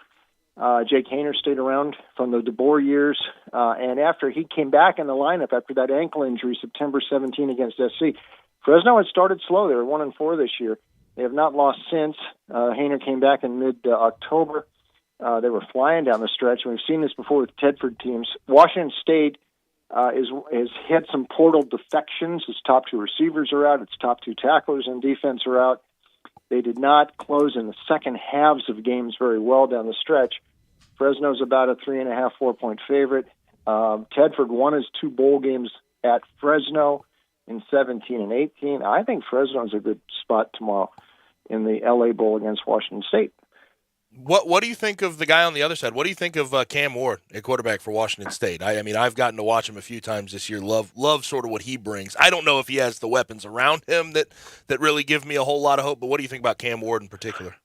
I like Ward, and I like what they did. I mean, there's a lot of this was a Bailey Zappi sort of move, that Jake Dickert did up there. He brought all of the Incarnate Word staff and the quarterback up there to Pullman from last year, and Ward had a pretty good year, and it really made them irrelevant this year. I don't like the fact that his top 2 receivers are opting out of this game. I think that's a little bit of a problem. And like I said, in the second halves of games this year, Washington State, they didn't something halftime. They weren't quite making the adjustments, and they didn't finish games strong. And I don't like the fact that some guys have defected into this game. So Fresno looks like it's a little bit more focused for this one to me, and that's why I like Fresno tomorrow. Bruce, tomorrow night in the New Mexico Bowl, I hope SMU and BYU can reprise that 1980 Holiday Bowl Classic that I think launched a lot of people in a lot of towns thinking, hey, let's get in on the bowl business. That looked like a lot of fun. Wild game in the 40s, 46, 43, something like that. BYU, Ron Meyer on one side for the Ponies and Lavelle Edwards on the other side. What do you think about that game? And do agree or disagree that game really, I think it, in TV naturally, launched the proliferation of bowl season? Well, I think it had something to do with it. I think you got a point there, Brett. And I remembered watching that. It was a Friday night. Me too. And, it was mesmerizing. It was. And Ray Scott was actually calling that game. And I don't know if that was still the Mislew days or not, but it was syndicated, and it was on Friday night. And BYU scored 20 points in the last 3 minutes, 21 points. They were down 45-25, and that included a onside kick recovery, a block punt, and a 41-yard Hail Mary from Jim McMahon to Clay Brown, the tight end in the end zone, who right between about 6 SMU defenders somehow caught the ball on the last play, and the kick by Kirk Gunther wins the game on the extra point, 46-45. So I think you're right. The way that was so dramatic, it also sort of put BYU in a position, though BYU had been making some noise a couple of years before that. But it puts BYU sort of in position to do the things they did the next few years with Lavelle, including that 84, the national title year. So I think it was sort of a landmark game, and it sort of made McMahon too. And the other side, Pony Express, Craig James is the guy who had the big game that night running the ball for SMU and Ron Meyer. And remember, they were really strong. And the next year they were on probation. The following year, when Dickerson and James were both the seniors, they only lost that one game all year, and they beat Pitt in the Cotton Bowl. So it was a great era for SMU as well. Yeah, bringing up Lavelle reminds me of the Mike Leach situation that just transpired this week. Is there a coach that, and obviously things have to, I mean, it stinks that things like this have to happen before we really remember him. Is there a coach in college football right now that you think sort of has the impact or close to the impact of Mike Leach on the game of football? Like grand scheme of things, I look at like a guy like Nick Saban, coaching tree probably not near what we're looking at with Mike Leach. I mean, it really, I think, during his career and during his life, I feel like it was very understated what Mike Leach sort of meant to the game of football that we see today. I agree, and a very sad situation there, and he really Leach more than anybody, I think, and his introduction of his version of the air raid at Texas Tech changed the way football is played in the college level. I think to the impact sort of Bill Walsh on the pro level when the way that they implemented the West Coast offense, and that sort of changed the way pro football played. Now the guys like real innovators like Walsh, Paul Brown, Eric Parsegian, who was the first guy who used split a flanker out wide when he was at Northwestern. Innovators like that who won big maintain that spot at the top of the pantheon of coaching. But Leach was incredibly influential. I think more than any coach, and even though his teams didn't win national titles, the style of football changed, and that is basically what he introduced. Now, you could go back and say this is more, maybe Hal Mumme is the father of this. Right. Mumme was the guy who sort of taught Leach, but he didn't have the impact that Leach did. He wasn't around as a major coach and succeeded as much as Leach did and spawned all these other, I mean, there's the Leach tree, if you look at it, it's just, so many guys out of Texas Tech and who they impacted along the way, and Kingsbury's and Lincoln Riley and Josh Heupel and all. I mean, and no end in sight, Bruce. I mean, there's a bunch of them out there. A lot of offensive geniuses and dad hats that he brought around with. I mean, I brought this up yesterday. I wonder how many millions are doled out to his coaching tree at this moment, like right this second. Yes. Oh, I know. I mean, they're everywhere, but it changed it really changed the way. Houston was doing some of this in the 80s. With John Jenkins. But it took a while for that. There's something about the way Houston, and they kind of went away from it, and there was something underhanded that seemed the way Houston was going about it. But Leach, it didn't feel as enlightening as Mike Leach and Mumme. Right. It didn't feel, and this stuck, and it's not. It's all levels of football this changed. Yep. The NFL's not the same. Even high school levels aren't the same, and it was really Leach was the forerunner, and if you want to credit Mumme some too, sort of maybe, but it's more Leach, and he changed the way the game is played. And there's very few coaches in our lifetime who are going to have that sort of impact. So he really was an impactful coach.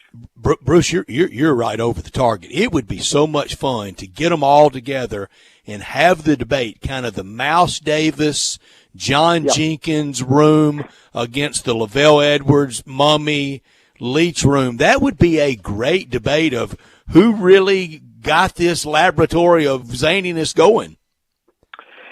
Yes, and I'm glad you brought up Mouse Davis too, because he would figure in that conversation somewhere as well. And I guess we have to put Jenkins in there too, a little bit from Houston. Although again, that kind of fizzled real quick, and it sort of went away for a while in the '90s there, and then when Jim Nebraska Jones, knocked it off, because Nebraska went to I formation, run into football. Yes, and then sort of a revival. And then Barry Switzer got Oklahoma going again with the wishbone in the mid-late '80s. I'd also, throw Jim Jones in there too. Now he's a Miles Davis, for sure. He's a Miles Davis guy too. But I mean, what he got going in Hawaii, and a lot of schools mimic that too. So you're right. That would be a really good debate and maybe a subject for a book down the road. Now, Week 15 got kicked off of the NFL season last night. 49ers beat the Seahawks. Are you? We just had a discussion about Brock Purdy. Are you even close to off the 49ers because he's the quarterback, or have you seen what you need to see to think that they can keep this rolling into the playoffs? No, I'm on them. I think he can do it. And I mean, the 49ers, I actually think they might be better off with him than Garoppolo in there. And I mean, just watching Purdy play, he hasn't thrown an interception yet. He's very composed. I mean, he looks like he did at Iowa State. He can run some. I think they have stumbled. I don't want to say stumbled. The 49ers don't stumble on things. I mean, he's a last-round pick, I know, in the last pick in the draft. But they sort of had a plan with him, or they wouldn't have taken him in the draft there. And this also sort of points out the hit and miss of the NFL draft process, and you see it every year in all the pundits and the draft nicks and who's great and who's not. Purdy might turn out better than any of these quarterbacks in the last draft or the last couple drafts. I mean, I think he's the guy. The question the Niners are going to have after this season is, what do you do with Trey Lance? Yep. If Purdy is this good, it's a great position for John Lynch to be in. What about Jimmy G? He's still functional. What do you do going forward? I mean, this is a great spot they're in. Yes, I think they can win. They've got the best defense in the league. They've got weapons all around them. Debo's going to be back for the playoffs. I think this team, I would be a little reluctant. I think there's a ceiling they have with Jimmy G. I don't know what the ceiling is with Purdy. I mean, maybe it's lower, but it might be higher. I don't know if they could win a Super Bowl with Jimmy G. We'll see with this guy. They do have the best defense in the league, and he's not hurting them yet. Not bad. That defense is ridiculous. I mean, that defense. And Kyle Shanahan, from a schematic point of view, is one of the best we see in the league right now. Now, NFL Week 15, what do you like? We have Saturday game, Sunday, Monday? Yeah, a couple tomorrow. I don't think the Browns – I think this was a dumb move to put Deshaun Watson back in. And I know they thought they owed it to him, and okay, now he's off his suspension and all. They had just beaten Tampa Bay with Brissett. They had been responding to Brissett. I mean, this was just – think this thing through. There was no reason to throw Watson in there. The offense has done basically nothing in 2 games since he took over at quarterback. They were very fortunate. They played Houston his first game. It was the defense and special teams that did something. And I think it was a bad move. Baltimore, Tyler Huntley's cleared concussion protocol. He's going to play tomorrow. Jackson is out. But Huntley is serviceable to do what Baltimore needs to do. And I think Baltimore goes in there and wins tomorrow. They're a slight dog at Cleveland, but Huntley's going to play, and they can function with him. They're not quite like they are with Lamar, but they can function and beat Deshaun in Cleveland, which is not as good since they made this late quarterback switch. The other one tomorrow, I think there's going to be some snow in Buffalo tomorrow night. The Dolphins, in the last, since 2011, they've only won at Buffalo twice. Both those games are with Matt Moore at quarterback. They generally don't play well at Buffalo. Now they play in the snow. I think some of the old questions about Tua have been raised properly the last couple of weeks. Losing, nothing wrong with the weather in San Francisco and the Chargers, and they couldn't win either of those games, and the offense failed to step up. All those weapons around Tua. I'm not sold on him yet. By the way, I'd take Brock Purdy over Tua right now, moving forward. And if it's snowing up there tomorrow and Buffalo's in the fight for this top seed in the AFC, I'd lay the 7 with Buffalo, 27-13, our new updated forecast there. Now, last thing for you, you're our resident soccer guy on this show, so I have to ask you about the final, France and Argentina. Who do you like? What side should we be taking? Oh, boy, this is like a betting pick'em. France is the better team. France is the best team over there. People are forgetting the World Player of the Year this year, Ballon d'Or winner, on France's side, he hasn't played in the World Cup because he's been hurt. Karim Benzema from Real Madrid. But this is how soccer works funny. He's been out, and Olivier Giroud, the veteran striker, traditional center forward from AC Milan, has had a pretty good tournament. And he's been sort of in there because Benzema hasn't been, and hasn't hurt France any. And Mbappe is marvelous, and we've seen these other guys as well. So they've got depth, and they've got lots of attacking options. But something about Argentina here, they're getting better as the tournament went on. I'm surprised they made it this far, but we know about Messi. He was mesmerizing in the game, especially that assisting on the third goal against Croatia the other night. It was a night for me where I was watching it, and I was still in Zurich watching that game. But there's something about Argentina here now with them, and you know, France they haven't been that dominating here. That was a nip and tuck with Morocco, and they could have lost that game to England too. Something tells me Argentina might tip them here, and nobody's won a back-to-back World Cup since Brazil 58 and 62. By the way, when you hear people say Pele's Brazil, Pele didn't play in the 62 World Cup. That was Garrincha. Pele was hurt. Pele 58 was Pele, 1970 was Pele, not 62. So when people bring that up, just remember what I told you there. It was Garrincha was the guy in 62, but nobody's won it back-to-back in 60 years, and there's a reason why. It's tough. I think Argentina might pivot tomorrow. How about it? Now, where do we find more of you, Bruce? Thanks. Check us out online, goldcheat.com. By the way, Sunday that game, not tomorrow. Argentina, France. Check us out online, goldcheat.com. All of our stuff, including the basketball every day. Football, we got the Bowl Issue 1 up there, Bowl Issue 2 next week. NFL as well, all of our picks, my picks as well. Goldcheat.com. Also, my picks at Vegas Insider and DonBest.com. Awesome stuff as always. You have a good weekend, awesome, Bruce. Bruce. Thank you, Bruce. Bruce Marshall from the Gold Sheet, including World Cup prediction for Sunday afternoon. Now is Brett Norsworth here for FanDuel. Now is the perfect time to download FanDuel, America's #1 sports book, because right now new customers get a no-sweat first bet up to $1,000. That's free bets back if your first bet doesn't win. Sign up right now with promo code SPORTS56 tomorrow.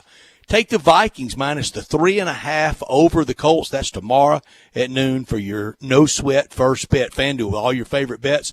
From the money line to point spreads to player props, you can combine bets for a chance at a bigger payout with the same game parlay. And when you win, you get your winnings paid fast. All on an app that's secure, safe, and super easy to use.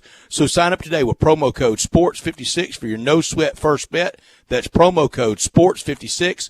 Make every moment more this season with FanDuel, official sportsbook partner of the NFL. Must be 21 or older and present in Tennessee. First online real money wager only. Refund issued as non-withdrawable free bets expire in 14 days. Restrictions apply. See terms at sportsbook.fanduel.com. Gambling problem? Call the Tennessee Red Line at 1-800-889-9789. Good luck, everyone. Time for a break. When we come back, Ty Richardson will join us. We are real sports talk. Sports 56 WHBQ. Available on your radio dial at 560 AM and 98.5 FM, as well as around the world online at sports56whbq.com. Take us with you everywhere by downloading the Sports 56 app. And at home, just say, Alexa, play Sports 56. Wherever you are, stay tuned in to Real Sports Talk. Sports 56 and 98.5 FM. Hi, everybody. I'm Dave Willoshin here for Homer Skelton Hyundai. I love to brag about my friends. Right at the corner of Highway 78, Lamar, and the first exit in Mississippi, Craft Road. They always come up with some innovative program that makes you want to just go out and get your brand new car. And I'm talking Hyundais. Right now, you can get a new Santa Fe. You can get a new Tucson. You can get any brand new Hyundai, state-of-the-art technology. You can get that without paying for 3 months. You've heard me correctly. You can get a brand new Hyundai and not pay for 90 days. This just started. It's going all the way through January. You could say a Christmas present, a holiday present from Homer Skelton Hyundai. Again, make your deal, and then don't worry for 90 days about paying the very first payment, and only at Homer Skelton Hyundai. I know the sweetest thing in Memphis, and I know it's been around for 120 years. You know, I'm talking about Dinstall's, and it's time to stock up heavy on Cashew Crunch, Heavenly Crunch, Turtlettes, all of your favorite Dinstall's treats to watch the playoff games and to watch all the basketball. It's so easy to get. The sweetest thing in Memphis, all you have to do is head to Laurelwood or head to Germantown and Poplar right across from the hospital, or go where they make the candies. That's on Pleasant View. There's nothing that says Memphis better than Cashew Crunch with that little tinge of coconut, or the Turtlettes. Let's face it, there's nothing better than Dinstall's chocolate. That's the mainstay of all candies, isn't it? Milk chocolate, although their dark chocolate is pretty darn good. And if you get the peppermint with the dark chocolate and put it in the freezer, you're going to love it. So many ways to love Dinstall's. 115 years of making Memphis oh so sweet. Biscuits and Jams is the best new restaurant in the Mid-South. Their shrimp and crawfish Creole Benedict has been named one of the best one-of-a-kind breakfast dishes by the Commercial Appeal. Biscuits and Jam's secret is homemade food with local ingredients. You can't get any better for breakfast, brunch, and lunch. Biscuits and Jams, open 8 to 2 Tuesday through Friday and 9 to 3 Saturday and Sunday at 5806 Stage Road. For delicious, local, homemade food, Biscuits and Jams is simply the best. I'm with John Burgos from the world-famous Rendezvous in the Alley since 1948. Brett, we have catered parties all over this country and all over the world, from Singapore, Australia to Central Park in New York, but many people don't realize how much we do locally. For holiday events, office parties, tailgating, birthday parties, you can't do better than the Rendezvous. For example, you can get a cheese and sausage tray for 15 to 300 people for $3.75 a person. You can even build your own nacho bar for $10.50 per person. All you need is a minimum of 15 people. In many cases, we can arrange delivery and full-service catering. We've even made it easy to get to-go items. You can just park at our front door in the alley, put on your flashes, and we'll get you going ASAP. For all your catering items and prices, go to hogsfly.com, click on menu, and drop down to catering. Thank you, John. The Rendezvous, Mr. Charlie Burgos' Rendezvous in the Alley since 1948 and celebrating its 75th year. Locally owned and operated since 1885, Barton's has always been your hometown building supply store. And now Barton's is your go-to for replacement car remotes and key fobs. Introducing DuraKey. DuraKey replacements and renewal kits can be programmed in-store while you wait. Plus, save up to 60% compared to dealer prices. Visit your West Memphis Barton's at 215 West Broadway today for help with your car remote replacement and all of your home repair and remodel needs. It's time to find a new ride at Gossett Mitsubishi's year-end sales event, where you'll find the perfect deal to start your new year. Get 31 MPG combined in your new 2023 Mitsubishi Mirage, $249 a month, or buy for just $17,100, or get $1.9 for 36 months. Or take your pick from 2023 Mitsubishi Eclipse Cross or 2023 Mitsubishi Outlander, $389 a month, or get $1.9 for 36 months. And if you're looking for peace of mind in your new ride, you'll get Mitsubishi's 10-year, 100,000-mile powertrain limited warranty, 2023 Mitsubishi Mirage, $249 a month, or buy for just $17,100. 2023 Mitsubishi Eclipse Cross or 2023 Mitsubishi Outlander for $389 a month, or get $1.9 for 36 months. Shop Gossett Mitsubishi, 1870 Covington Pike, or shop online at memphismitsubishi.com. If you want it, we got it at Gossett Motor Cars. Mirage PH 00513 MSRP 17.6, Eclipse PZO 11573 MSRP 29,855, Outlander PZ 007969 MSRP 30,235, includes all rebates and incentives, excludes tax on license with approved credit. See dealer for complete details. Offer valid through 12/31/22. Dealer stock only.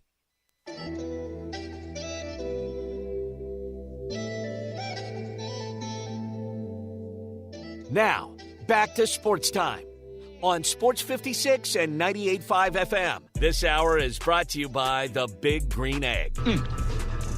I think this is the best chicken I ever had. Here once again are Gabe Kuhn and Brett Norsworthy. It is always great on a Friday to catch up with our guy Ty Richardson. He's the co-host of the Morning Rush, 6 to 9 a.m. on Hit That Line Arkansas, ESPN Arkansas. And he joins us now on Twitter at Ty Sports Radio. Ty, what's the word, man? Any big plans for the weekend? Man, I'm going to be in Little Rock, Arkansas, watching the Razorbacks take on Bradley. See if they can actually put together a decent performance after losing to Hofstra in this place last year. Yep. You better cross that bridge and get to North Little Rock where they're playing. As my grandmother told me when I was small, Ty, I thought it was like East Memphis when I would say when I would hear her say North Little Rock. She said, "No, honey, it's two distinct cities. A river runs through it." Yeah, I'm pretty bad about that. That's probably the third or fourth time I've mistaken that this week. Someone's correcting me. I'm so used to saying Little Rock, and that Me too. encompasses North Little Rock, West Little Rock, Little Rock. But no, there's like you said, two very different towns, and there's somewhat of a budding rivalry, especially with high school sports there. It sure is, and that great high school football stadium that sits right there by the interstate in North Little Rock, where North Little Rock plays a sneaky good game against Bradley. You mentioned last year against Hofstra. There's just no way Musselman's going to let that happen 2 years in a row in front of that big Central Arkansas crowd. I wouldn't think so, Brett. I think that Arkansas, they've actually sold out 18,000 seats, which they usually kind of rope off or curtain off a section, but they're expecting the biggest crowd that they've had there in quite some time. You've got two kids, Devontae Davis and Nick Spitz Jr., both from right around there in the Jacksonville area. So this should be a raucous crowd, and I think they want blood tomorrow night, man. I think they want a dub. Yep. Is Arkansas basketball at the moment providing a little cover for football and what's going on with the transfer portal and Sam Pittman? Yeah, absolutely, dude. I mean, you couldn't have said it better, Gabe. I mean, it's one of those things that, like, Arkansas basketball, and Brett knows this, and you probably do to an extent as well, it's still not Razorback football, but it's about as close as any SEC school outside of Kentucky. I mean, it's unbelievable how passionate fans are about football, basketball, and baseball in this state. Mm-hmm. No question. And with football, how much did you guys discuss sort of the ongoing sort of back and forth with the NIL transfer portal with Sam Pittman? It seems like he almost is sworn enemy at this point with looks like Jalen Catalon is probably next to get in. Yeah, and he actually, I was just listening to our radio station. He actually just entered the portal, according to Andrew Hutchinson. So it's a big loss. I mean, I think it's going to hurt worse if he ends up at an SEC school that you have to play against, because Jalen's a really likable guy, and he's a really talented player. He's just one of those dudes that can't stay on the field. And unfortunately, some football players, basketball players, and baseball players, they just have the worst luck, and he's had it the last 2 years. Where does he want to go? And I can't believe we're saying this. And for how much? What's his price? I don't know what his price is, man. But you might. I don't know how true this is. I got shot this something. You may be a little closer to him next year. I'll just leave it at that. If I think you can catch up on that, Fred. Oh wow. Really? And with that, Ty, you're talking about something that would just throw the accelerant onto the fire of that rivalry. And the Ole Miss collective, you can thank the Auburn rumors for raising the money around the Ole Miss collective. Where is the Arkansas collective? I mean, sitting there with all those corporations, I mean, the Fortune 500 gold standards, and then just individuals that I know would contribute. Where's the Arkansas collective versus the Ole Miss collective?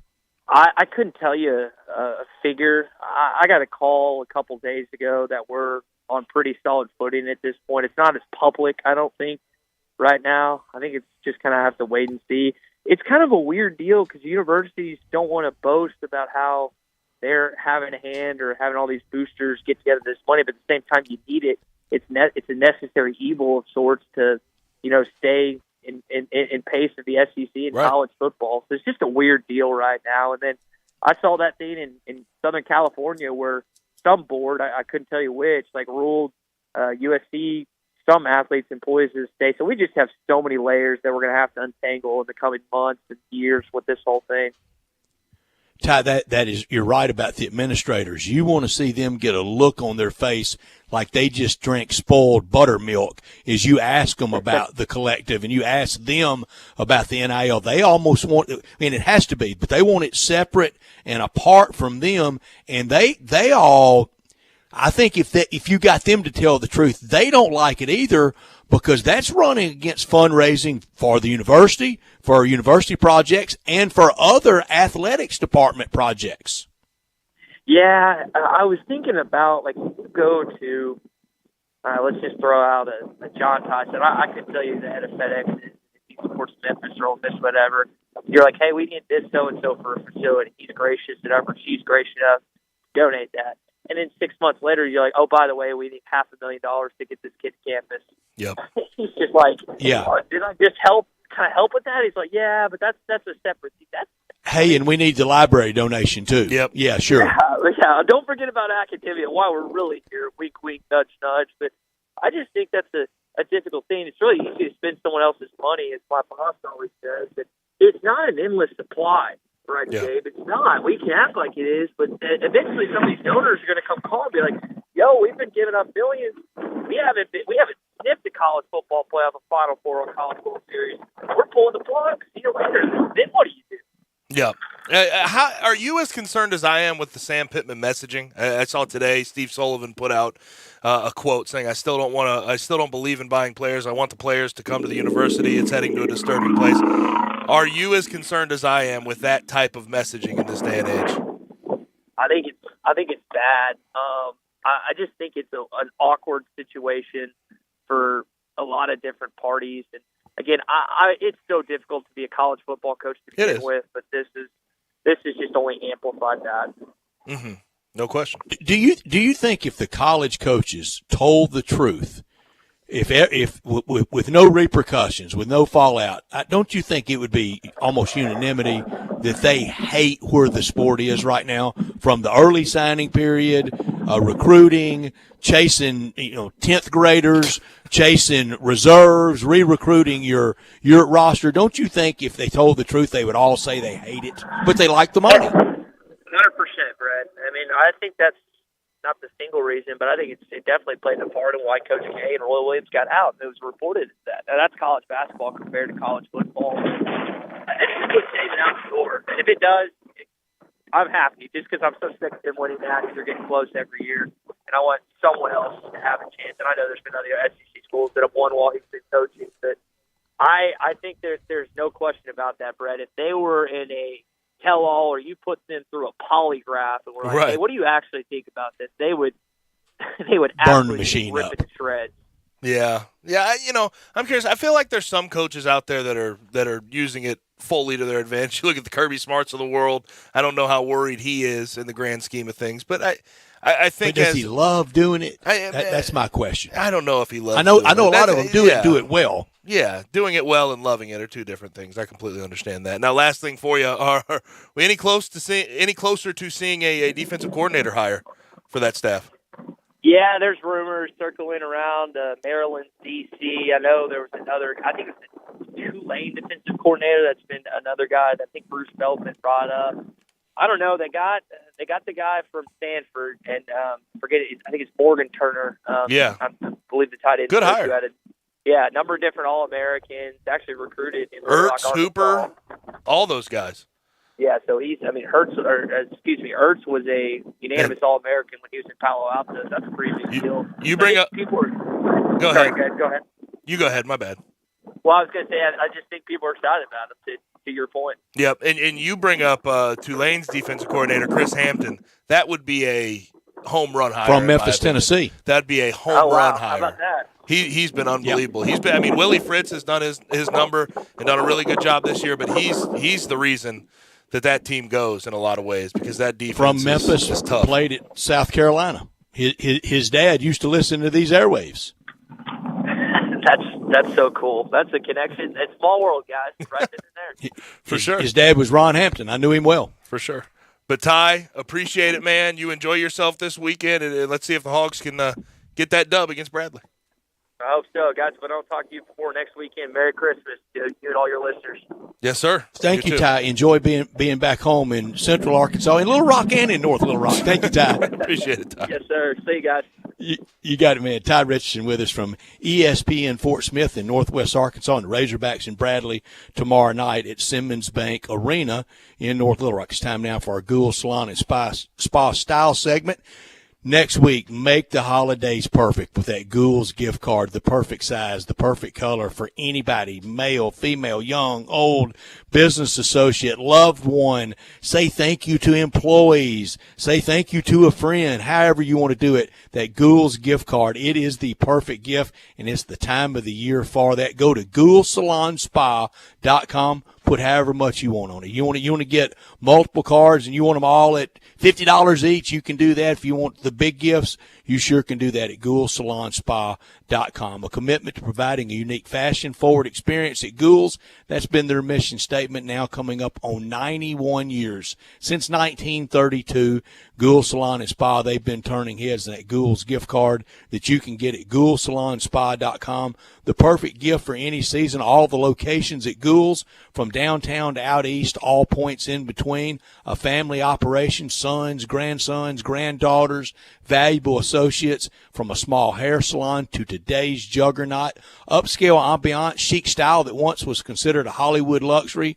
We've gotten used to it, and we love it in Memphis, and they love that we love it. At Gould's Salon and Spa since 1932, exclusive to our area. The best holiday gift for any season is that Gould's gift card. The best spa packages, salon products, and those gift cards are the hit. Mine's easy. It's the first place Memphis Grizzlies with the magic number of 54. Yeah, and I think that's fair. That's where I would go, but I'll go in a different direction. I'm going to go with the University of Memphis football program as a breeding ground for young head football coaches. 3 of the 4 of the youngest coaches in the NCAA, head coaches in the NCAA, started at the University of Memphis. Went from graduate assistant to position coach. Ryan Walters, Dan Lanning, and Kenny Dillingham. Really cool to see guys that I'm very familiar with getting their start as a head coach and at such a young age, and good programs as well. I mean, we're talking about Arizona State, Oregon, and Purdue.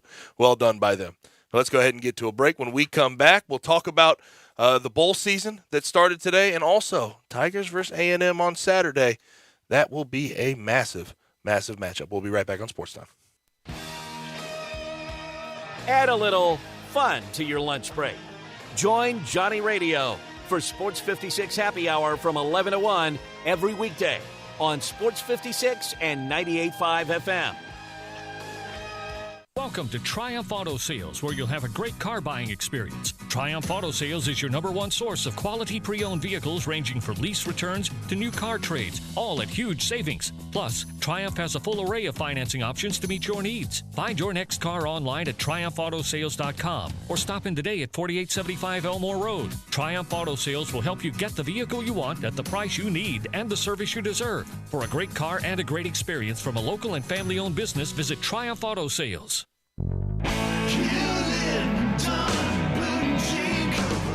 Hewlett & Dunn Boot and Clothing Company, we have it all. From handmade Amish leather belts, fine and casual clothing, boots, casual boots, work boots, fancy boots, and even safety-toed boots. Lots of cowboy hats to choose from, even Nebo lights, Orco hard coolers, good-looking duck head dress shirts, duck head caps, shorts, and pants. Tons of jeans from Ariat, Wrangler, Devil Dog, and Kimes Ranch jeans. At Hewlett & Dunn, we have a great selection of Old South t-shirts and caps. Fine clothing from dress to casual to Sunday best. Enjoy choosing from UFO's orthopedic-approved shoes. Hewlett & Dunn Boot and Clothing Company. Boots of every size, every color, every skin. Great quality Western, work, and safety toe boots. Hewlett & Dunn Boots and Clothing Company. 111 North Center Street, Collierville. Hewlett & Dunn. Hewlett & Dunn, serving you and your family since 1961. Buying a home? Rocket Mortgage will cover 1% of your rate for the first year at no cost to you, saving you hundreds, even thousands with Inflation Buster. For example, if you lock a 7% rate today, you'll only pay 6% for a year. That means more road trips, more date nights, more front row seats every month for a year. And your rate is secured for 30 years. Plus, if rates drop within 3 years of your home purchase, you get exclusive savings when you refinance with Rate Drop Advantage. More home upgrades, more rainy day funds, more cash in your pocket. Save when you buy today and refinance tomorrow. Call 833-7ROCKET today or visit inflationbuster.com to start saving.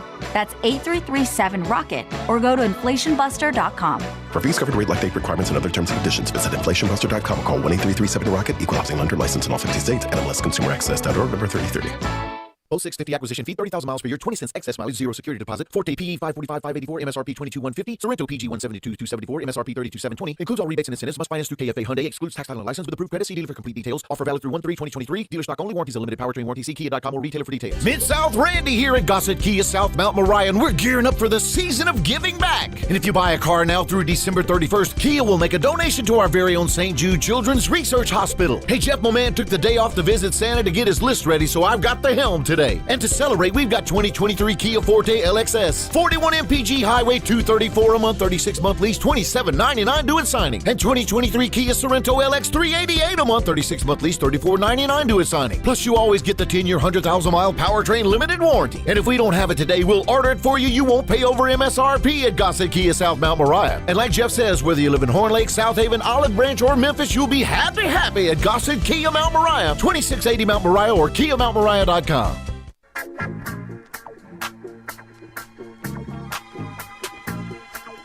Now, back to Sports Time on Sports 56 and 98.5 FM. This hour is brought to you by the Big Green Egg. Bon appetit. Here once again are Gabe Kuhn and Brett Norsworthy. Papa was a Rolling Stone, but Back rolling Sports Time with Gabe and Stats. I'm Gabe. He is Stats. Last segment, hour number 2. We do have an update on the Troy UTSA game, the Cure Bowl. The Meeps. Meeps are down now. 15-12. The Troy Trojans are on top. Meeps have thrown a lot of interceptions, fumbled the ball. There's been a turnover. At the goal line. Feels like there's been a turnover on every single possession for them. Frank Harris. Driving the over-better is crazy. Frank Harris struggling so far. 1 TD, 2 INTs after having just an unbelievable good game, year. though. Very good game. Good day of bowl action so far. No question.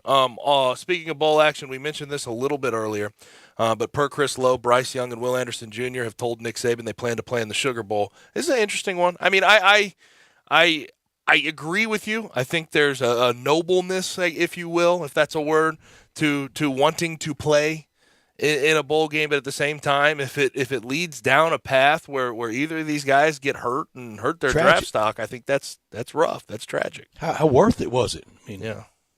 Boy, the swag bag better be good. Yeah, and when it comes to opting out of bowl games, I completely understand, and I almost in certain situations would prefer guys to do that if they're not playing in a big bowl game. Sugar Bowl is still a pretty substantial bowl game, number 5 versus number 9 in the country. So those guys will be participating, and we'll get to see them. And I think that will change how we bet that game by a lot. What do you think? Yeah. Their involvement will make 31-9 pretty good. I think that makes that equals 40. That's about how bad Bama will beat Kansas State. Also, another big sort of news note dropping today from the NCAA. They issued a waiver today to allow red shirts to play in bowl games penalty free. I think it's a really smart thing to do. Should have been done 50 years ago. Yes, 100%. But I think it's really smart to if you're a team that's on the come up that's trying to be good for next year, getting guys in there. Get them some PT. Your young guys, get them some PT that's penalty free against a solid opponent. I think that's as valuable as it could possibly get. Gabe, almost in the last hours of the NCAA as an entity, they're almost getting it right. I mean, Governor Baker getting ready to take over, and it's going out. Brett, don't go that far. Come on. Yeah, you can't go that never far. give them too much credit. You're right. Don't do that. They'll spit in your hand. You ready for Tiger Bankroll? Do we have a line yet? We have an official line. 8.5 is the one the not official line I saw. Is that Memphis 8.5-point favorite over the Texas Aggies tomorrow night at FedEx Forum. That's a big number. Gabe leads at 11:20, so you have to go first. You're on the tee. 11:20. 11:20. Huh? You were at 11:20. $20 win the other night. This stinks so bad. This is terrible, terrible line. I don't like either side. I guess I'll go $20 on the plus 8.5 side of A&M. I'll go plus 8.5. I think the Tigers win. I think the Tigers win, but I'll take A&M plus the points. You got them, Bryant. Let's see. This will be a quad 3 game for the Tigers. So if they lose, that's a quad 3 loss. That wouldn't be good for the resume. I want to see how banged up this team really is. That was a very physical game against Alabama. Really banged up. I'll take A&M for 50. Ooh. A&M for 50 plus the 8.5. So that leaves it down to me. I only have $300 left. So $10 wager here? No, a $300 wager.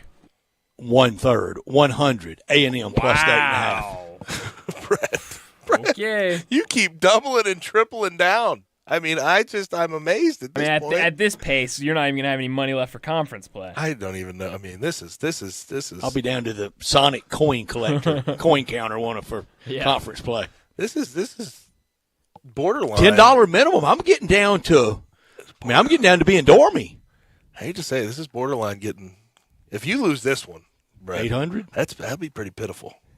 If you're down 800 through 12 games.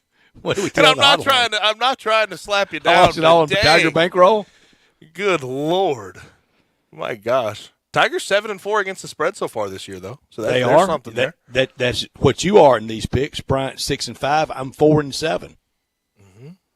The money management has been deplorable. And we're all going against the Tigers tomorrow. They've got this great record, and we're all going against them. 500 on Ole Miss. My Lanta. Good Lord, that was a big one. That's going to loom large. It's going to loom large as the season goes along. It has, yes, indeed. Yeah. 300 on Auburn. And now that I'm in the front, I've learned from my past transgressions. Now that I'm in the lead, I'm not betting a lot. I have to see what y'all do. We're 1-3 group lock on Tiger Bankroll this year. We'll talk about it with Jason Munns coming up. What's up with our group locks? Like, it's just what. It's why Vegas exists. The public is usually wrong, Gabe. It's why lobster's free and complimentary golf. Yep. Yeah. Among other things. Right. Yeah. Hotel rooms. They comp hotel rooms too. Whiskey. Cigars. Well, whiskey, you have to tip, right? You can't just. You got to tip. If you're sitting at a table, you got to tip. You got any conscience about you? Yeah. I mean, there's some cheapos that won't, but I got to tip on some other things if you got a conscience about you. All right, let's go ahead. The lobster's that good. Let's grab a break. Hour number 3 on the way. Jason Munns on the other side.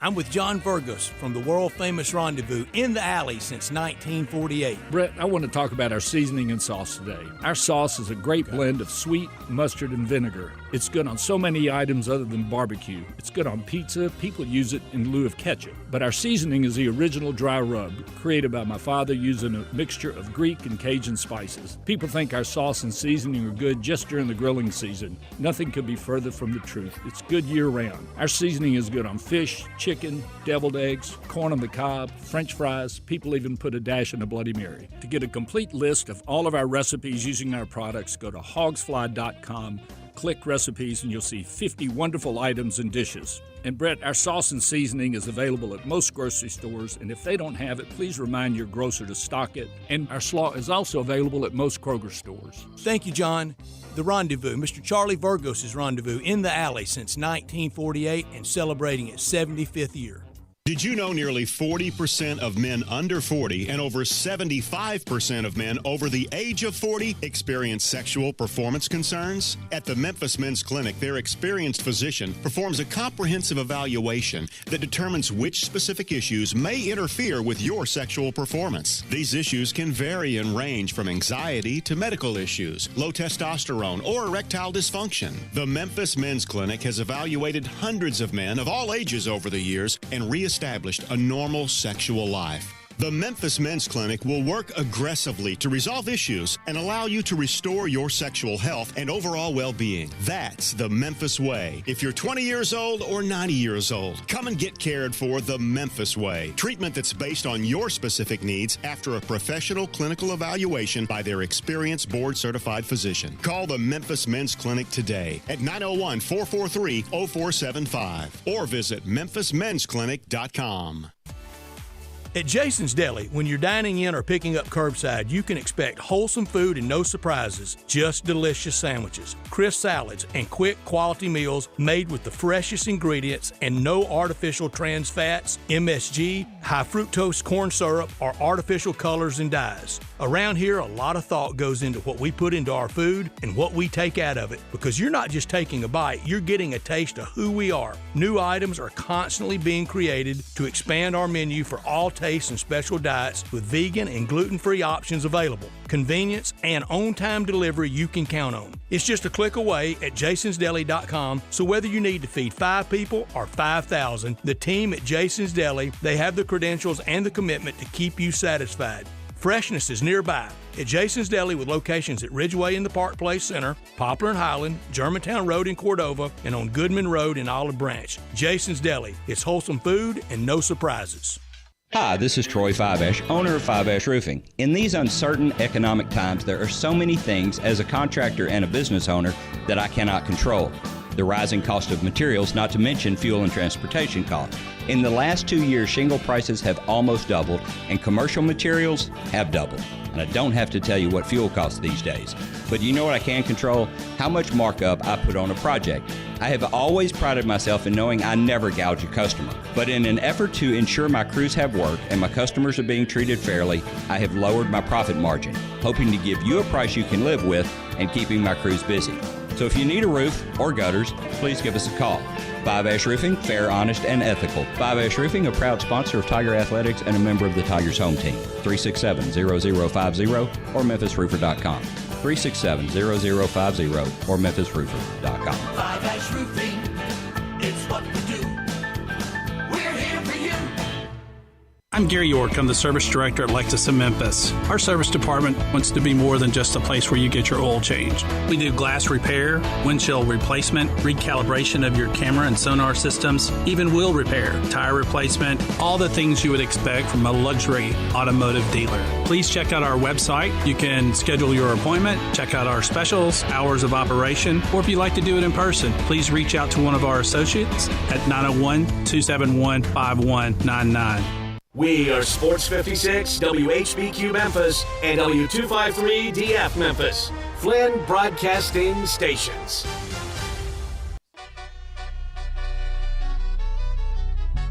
Now, back to Sports Time on Sports 56 and 98.5 FM.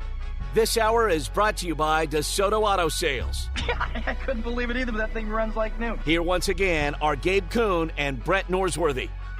My nail tech knows how to keep it a little secret. I don't wish for my success, I speak it. I caught a buzz and you did too, but you tweaking. I look like I've been getting money, how reeking. You smell me, that's LV. Walk around with my chest out. Third and final hour of Sports Time on a Friday of the week. Make sure you hit us up. Gabe and Stats with you. I'm Gabe Kuhn. He's Brett Stats Norsworthy. Listener line's 901-360-8255. Text us. Also, message us on our socials, Sports 56 WHBQ, Twitter, YouTube, Facebook, and Twitch. Joining us now via the phone line is our guy from the Commercial Appeal, covering Tiger basketball for them. He is Jason Munz, at Munsley on the Twitter machine. Tigers versus A&M Saturday, 6 p.m. Tomorrow, 6 p.m. ESPNU. Jason, how's it going? It is going, Gabe. How are you guys? It's going over here too. It's going well. What did you think about that opening line? I saw the opening line just dropped 8.5. It's pretty substantial. I was a bit surprised. Not like I was expecting, more like in the 5-ish range, somewhere, 5, 6, something like that. But I thought it was a little bit much, especially given the fact that there's no Malcolm Dandridge, there's DeMaria Franklin for just the second game. In a Memphis uniform, first time at home. I don't know how much they get into the psychology of individual players, but you got to think. I asked DeMaria today about butterflies, and he kind of was speaking about it a little bit. Said he was a bit nervous before the Alabama game, and I asked him. I was like, now you're coming home. You're playing in front of your home crowd for the first time. Like, is there anything butterfly related about that? He's like, no, those days are over. The butterfly days are over.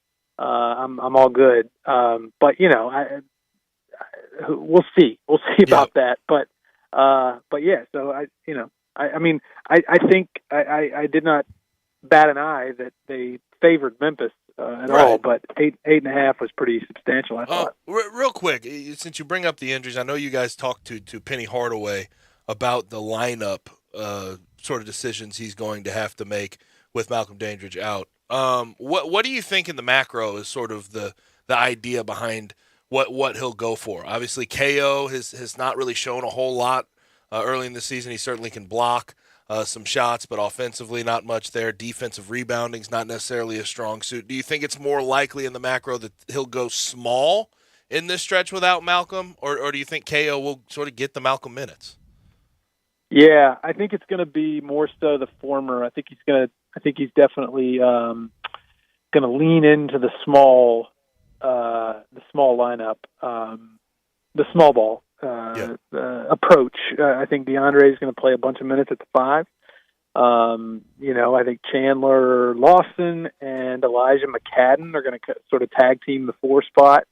I do think that KO is going to play more than he's been playing. I think he's averaging like 8.5 minutes a game or something like that, and still somehow remarkably is tied for the team lead in blocks. He didn't even play against Alabama, and again, he's still.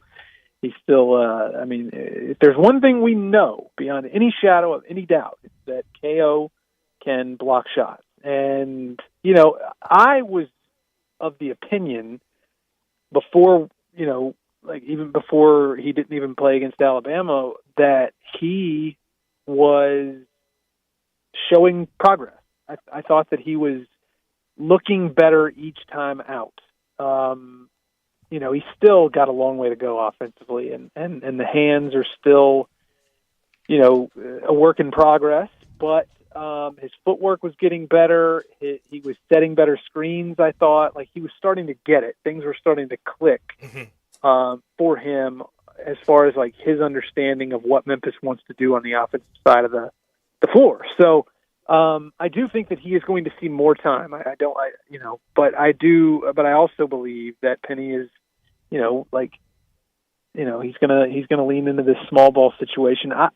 It wasn't talked about today. Nobody asked him about it. It's partially on me because I was wondering about it. Jonathan Lawson hasn't played in the last 2 games, and he's not small.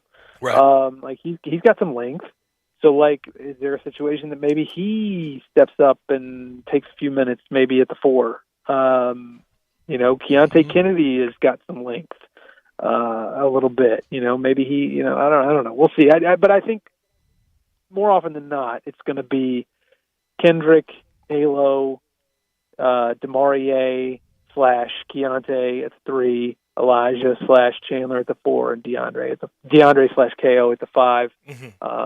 Sprinkle some Jonathan Lawson in there across the board, and then go from there. Now, the other part of this is you got Alabama State after Texas A&M, you got South Florida after that, you got Tulane after that. You got the competition level sort of drops off a bit from what it has been these past few games, and so I think that's when you'll probably start to see KO and Jonathan Lawson increasing their usage rate.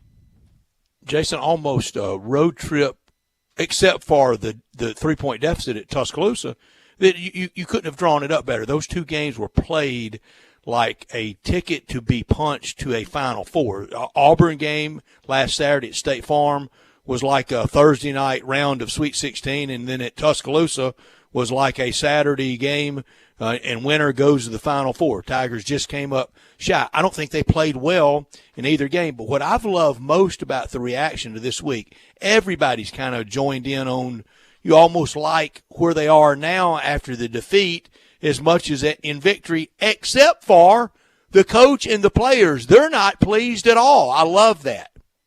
Yeah, no, I think your read on the situation is exactly right. I don't think anybody's super bummed at all by the fact that they lost at Alabama. And I mean, obviously, the reason, a big reason why, is because it didn't hurt you at all. You stayed right where you were in the net rankings.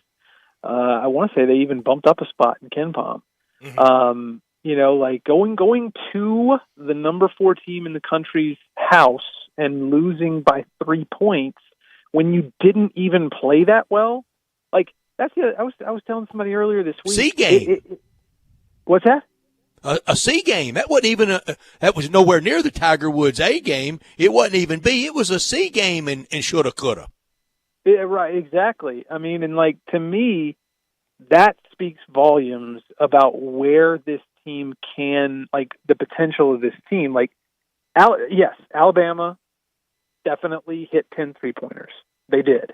They got a lot of open looks though. Like, like the point here is that Memphis, it wasn't to me as much Alabama beat Memphis as much as Memphis beat themselves. And, if you're a Tiger fan, that ought to be encouraging because, and Kendrick Davis said it in the moment. I asked him right after the game, about how they feel and everything. And he's like, we're there. We have something here. And if we can just like clean up the mistakes, we can be dangerous. And I think that he is exactly right. I think really that's all it boils down to is cleaning up the mistakes. They're old, they're long, they play hard. That recipe right there is going to it should be enough. And of course you got Kendrick Davis and DeAndre Williams. Yep. You put all of that together, and that's a really, really good recipe for success. And the one thing about the Alabama game is if they just hit layups, what was it, 4 for 13 in the first half? If 4 for 13. If those layups fall, it's a completely different game. But the same old thing sort of showed up from DeAndre Williams. I feel like after the poster dunk he had over Brandon Miller, he was a little too hyped up, and the fouls came. Check this out. I did a little research on Mr. Williams. Mm-hmm. He has played 58 games in a Memphis uniform. He has finished with 4 or 5 fouls 24 times. That is 41.3% of the games that he has played in a Memphis uniform where he has been in serious foul trouble. Okay? That's the Lee Corso double yo of all time, Jason. I mean, like, that to me is just such a, like, okay, so just this year, he's averaging, I think, 14.4 points per game and like 7.8 rebounds. Yep. And he's averaging right at 27 and a half minutes per game, which is kind of low because he's fouled out 3 times.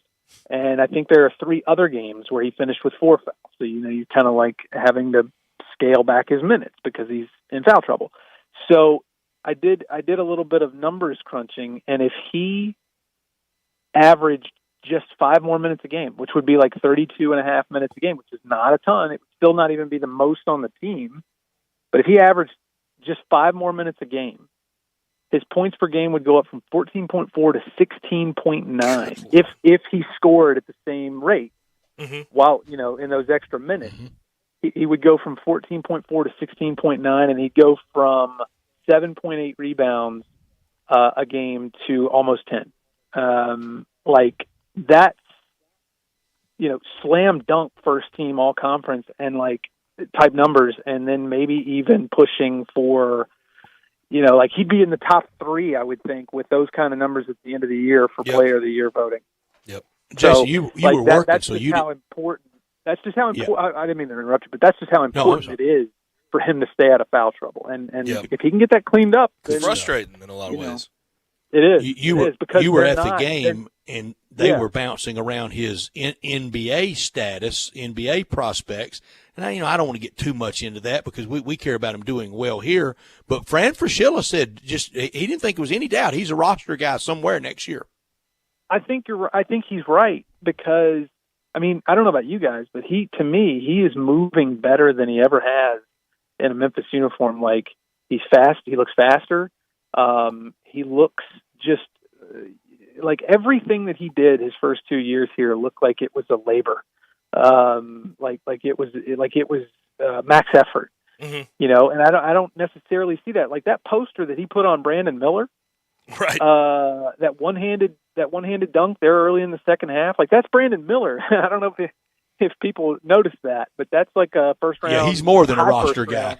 round. Yeah, like he's a lottery guy, and DeAndre kind of took it to him there, and so he's wily as all get out. He's got some Kyle Anderson to him, like he just moves different a little bit, like with the ball, and I think that it's very unconventional at times, and it throws guys off, and it makes him that much more effective. And yeah, I would say that he could make someone's team /roster /organization better at that level, no doubt. Yeah, and we'll see. Obviously, the age is going to loom large in that. 6 status. fouls will help him too. Yes, that too. So tell us about Texas A&M. How do you think this matchup goes? A&M came in as an AP top 25 ranked team in the preseason. They've dropped 3: Colorado, Murray State, and Boise State. But they're still, I mean, certainly just looking at their roster and who they have. Dexter Dennis is a guy they got out of the transfer portal from Wichita State, can shoot the 3 ball. Tyrese Radford's still there. William Coleman. I mean, they have guys on that, or Henry Coleman, I should say. But they have guys on that team that are certainly capable of giving the Tigers trouble.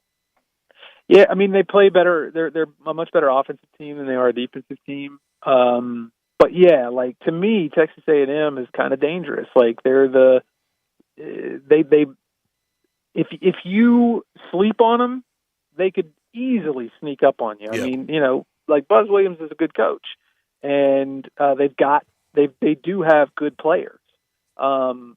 I suspect that they will get better as the year goes on. I know they lost at home to Boise, I think it was, and then their most recent game against Oregon State, they kind of won going away a little bit. But they haven't played since that Oregon State game, which was like 4 or 5 days ago. So they've had a long time to prepare for this game tomorrow night. So that, like if I was looking for a reason to be worried, that might be one of them, a little bit.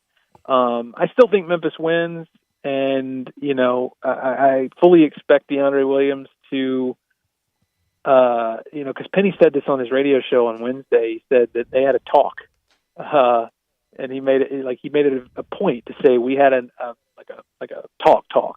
Yeah. And he said something like, I don't think he's going to be doing that anymore. So we'll see. I need to see it to believe it. But yeah, they score it really well. They also give up a lot of points. So I do think it's good that Memphis, not good, but like, I think the fact that Memphis didn't play very well defensively against Alabama, they're going to overemphasize some things on the defensive end, and one would hope that would bode well for Memphis. Jason, I love to see when a team comes together or a coach hits that good groove. It's almost like anybody who's played golf. As soon as you hit it, if you caught it in the sweet spot or not, and you almost see the epiphany, the relaxation of Coach Hardaway himself. A lot of it might be the long, lingering IARP stuff and whatever that little nattering stuff was yesterday. But like today, at your availability, me following you on your Twitter site, everybody does that interested in Tiger basketball. So many coaches would give you some standoffish answer when you ask about the Grizzlies. Oh, I don't have time to keep up with that. I don't know. And he waded right in. Of course he knows what's going on. And most of them do that say they don't know or don't care. I'm glad that he does, because you can have a life and still coach a basketball team and know what else is going on in the world. That's exactly right. And I think more coaches would be better off if they did sort of diversify their interests, in season. Like it's okay to not be, just like obsessively in the bunker. Yeah, like it's okay to come up for air and just be a fan of something. And there are coaches out there who are, and be normal, even if they say they're not. But yeah, that's exactly right. Be normal.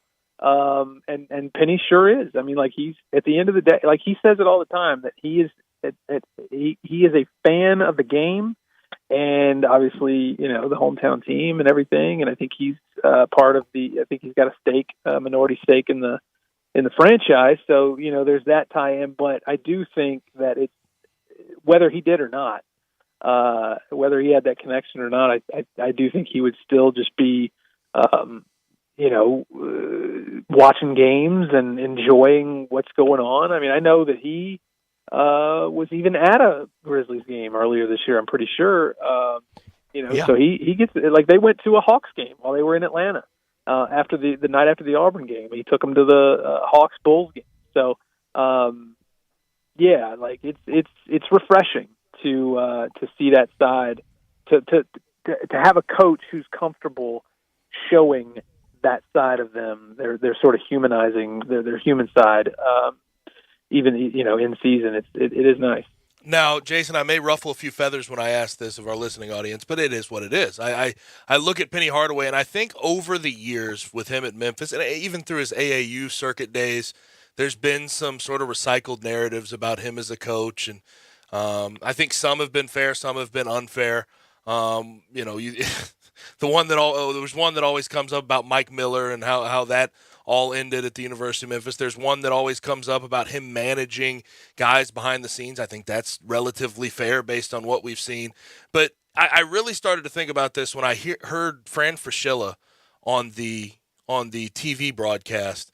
I remember there was a day through the IARP case when Fran Fraschilla would just go after Penny Hardaway and his staff. I mean, would just go after them and talk about how they weren't doing it right. And obviously Fran had to pay his dues when he was a coach and go through some bad jobs, and Penny got in there, and maybe that perturbed him a little bit.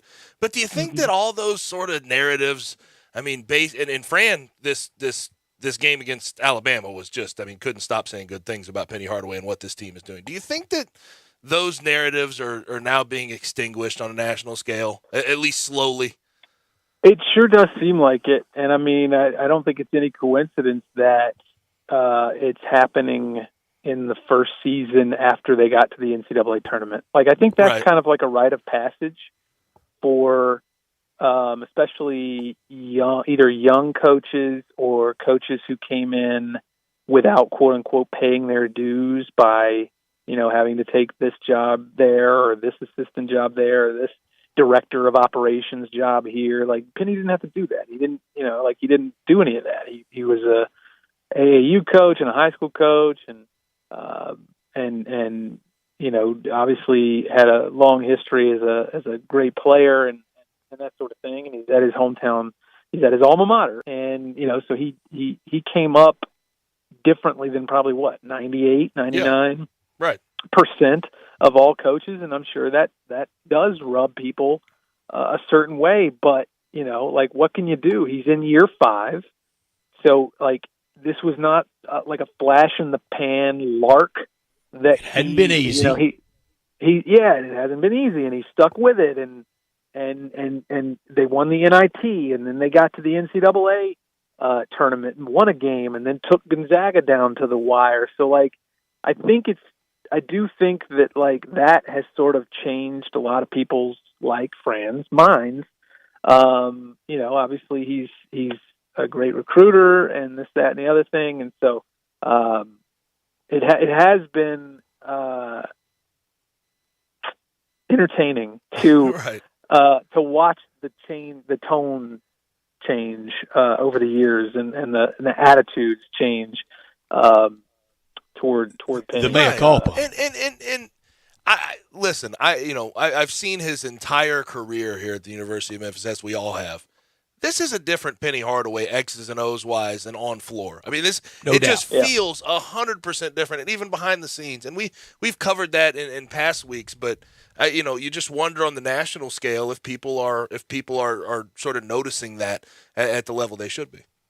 Yeah, and you also wonder, when you get guys like Frank Haith and Larry Brown, and some guys who have a whole healthy amount of respect from a lot of these onlookers and voices and things like that. You'd also think that helps. That having guys like Frank and like Larry who can go out and stump for you. You'd think that would help as well. But no, whatever it is, it does. Like, because I watched the replay of the Alabama game just this morning, and Fran was just borderline gushing. Right. It's different. And also, side note and last thing, Frank Haith, seeing some of the defenses and the defensive sets that the Tigers get in, he's made a massive difference already, and it seems like Penny's taking all of that stuff in stride and letting him sort of do his thing. And I even saw at one time out Frank Haith basically getting in there and telling the guys what to do, and Penny sort of taking a step back, which in past years has been a pretty, I think, fair criticism of Penny sort of letting those assistants go. Yeah, I don't think that it's I don't think anybody could overstate the impact that Frank Haith has had on this team, and it sounds like that it's going to, he was talking on the radio. He was one of the guests on the coaches show on Wednesday, and he was, talking about how, they're going to, as time goes on, they're going to dial up more of these, different looks defensively. Yep. Like instead of just like sprinkling in a zone here or there, they're going to and doing the same thing with the full court press. Like they're going to dial that up on both of them a little bit more. And I do think that it's very, very difficult at this point to overstate just how important he's been for what the Tigers have done so far. No question. And you saw it against Bama, you saw it against Auburn. But you have a good weekend, Jason. Always appreciate you joining us, man. All right, guys. Thanks for having me. Yes, sir. Great stuff. Jason, thank you so much. Thank you so much. Great stuff. Jason Mons from the Commercial Appeal on the Tigers beat, covering all things Tigers basketball. The game tomorrow night against the Aggies at 6 p.m. at FedEx Forum. This hour of our show brought to you every day by DeSoto Auto Sales. Very proud to serve DeSoto County and the surrounding area. They're online at DeSotoAutos.com. They are physically at 5704 Goodman Road. All the cars test-driven, all thoroughly examined, checked out bumper to bumper, unlimited inventory, every make, every model. No shortcuts taken at DeSoto Auto Sales. You walk in, you're treated like family by kind, courteous staff, laid-back atmosphere. They guarantee the ultimate car experience. What is that? They care about your time. That's what it is, number one. Number two, they deliver on it with how they've streamlined it, how they've simplified it, how they have it down. You find the car, credit approved, paperwork completed, you're out of there in 45 minutes or less. That doesn't sound like a lot of time on a Friday afternoon or a Saturday afternoon, but it matters over your lunch hour. It matters during the weekday, and they get you out of there in 45 minutes or less. It's that simple. They know we live in a world today that time matters, and they appreciate that for you. Go online. Look at the referrals. Look at the beautiful cars at DeSotoAutoSales.com. 662-890-7184. Come on down to DeSoto County for that town and country experience at DeSoto Auto Sales. Looks like the Cure Bowl is coming down to the wire right here. 18-12, Troy's up. UTSA has the ball, 4th and 9. They're in Troy's territory. We'll give you sort of the update when we come back. And also, we have to make some picks on the other side. The First National Bank and Trust Friday football forecast is next.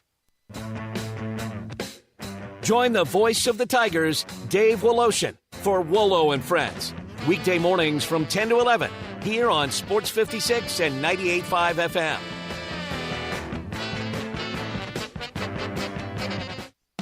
Brian Elder's Roofing Solutions. I'm Brian Elder. Depending on how long you've been around, you've likely known my name for 30 years. Perhaps for my 20 years as the morning show on Kix 106 as the Young and Elder Show, or my 15 years at Brian Elder Roofing. So obviously, my reputation means everything to me. One terrible customer experience could tarnish a third of a century of goodwill. My reputation for quality and strong relationships is our main focus. We're the highest certification, a platinum preferred contractor with Owens Corning.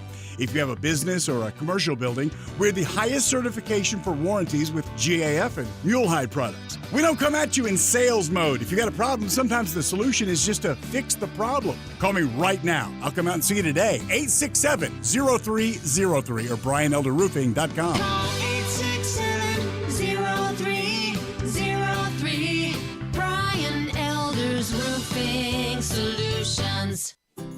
Is your wife asking you to stop eating junk food? Well, we have you covered at Humdinger's. It's quick and it's healthy, and most important, it tastes amazing. With many choices from salmon salad to rainbow trout and grilled asparagus. Come visit us for lunch at Humdinger's, 6300 Poplar Avenue. So good, Coach Penny eats with us weekly. Don't forget, Humdinger's offers full-service catering for weddings, social events, or your corporate lunches. You can call 901-260-8292 to find out more.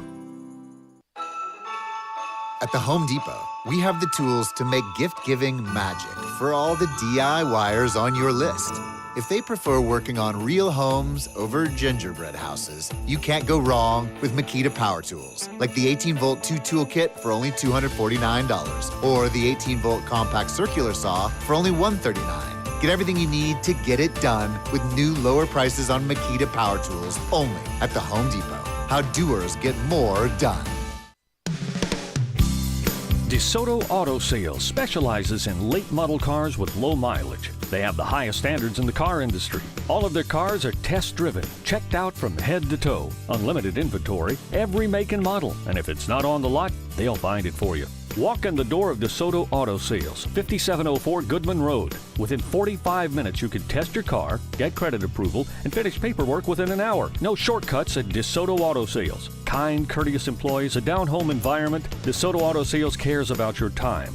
Lowest prices in a 350-mile radius. We're living in a world today where time does matter. Visit them online. Check out their referrals. DeSotoAutosales.com.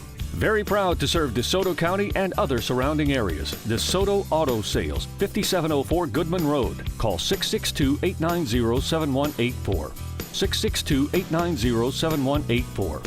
Come on down to DeSoto Auto Sales. Get in zone, AutoZone. Welcome to AutoZone. Thinking about gas mileage? If your check engine light is on, it may be affecting your MPGs, but the free AutoZone Fix Finder service can help. With the most complete free warning light report backed by technician-verified fixes, you'll know what's affecting your gas mileage and more, and you don't have to drive too far to find the fix. The free AutoZone Fix Finder service is available at all 6,200 stores. Get in zone, AutoZone. See details at AutoZone.com. Barton's has been your hometown building supply store since 1885, offering local delivery. Now Barton's offers in-stock utility trailers, a great option for contractors and frequent DIYers on tight schedules. Available in single and tandem axle options, these 6-foot, 4-inch by 12-foot, 16-foot, and 18-foot trailers are made in Northeast Arkansas and include 15-inch tires and wood floor construction. Visit your West Memphis Barton's at 215 West Broadway to check out these quality in-stock trailer options.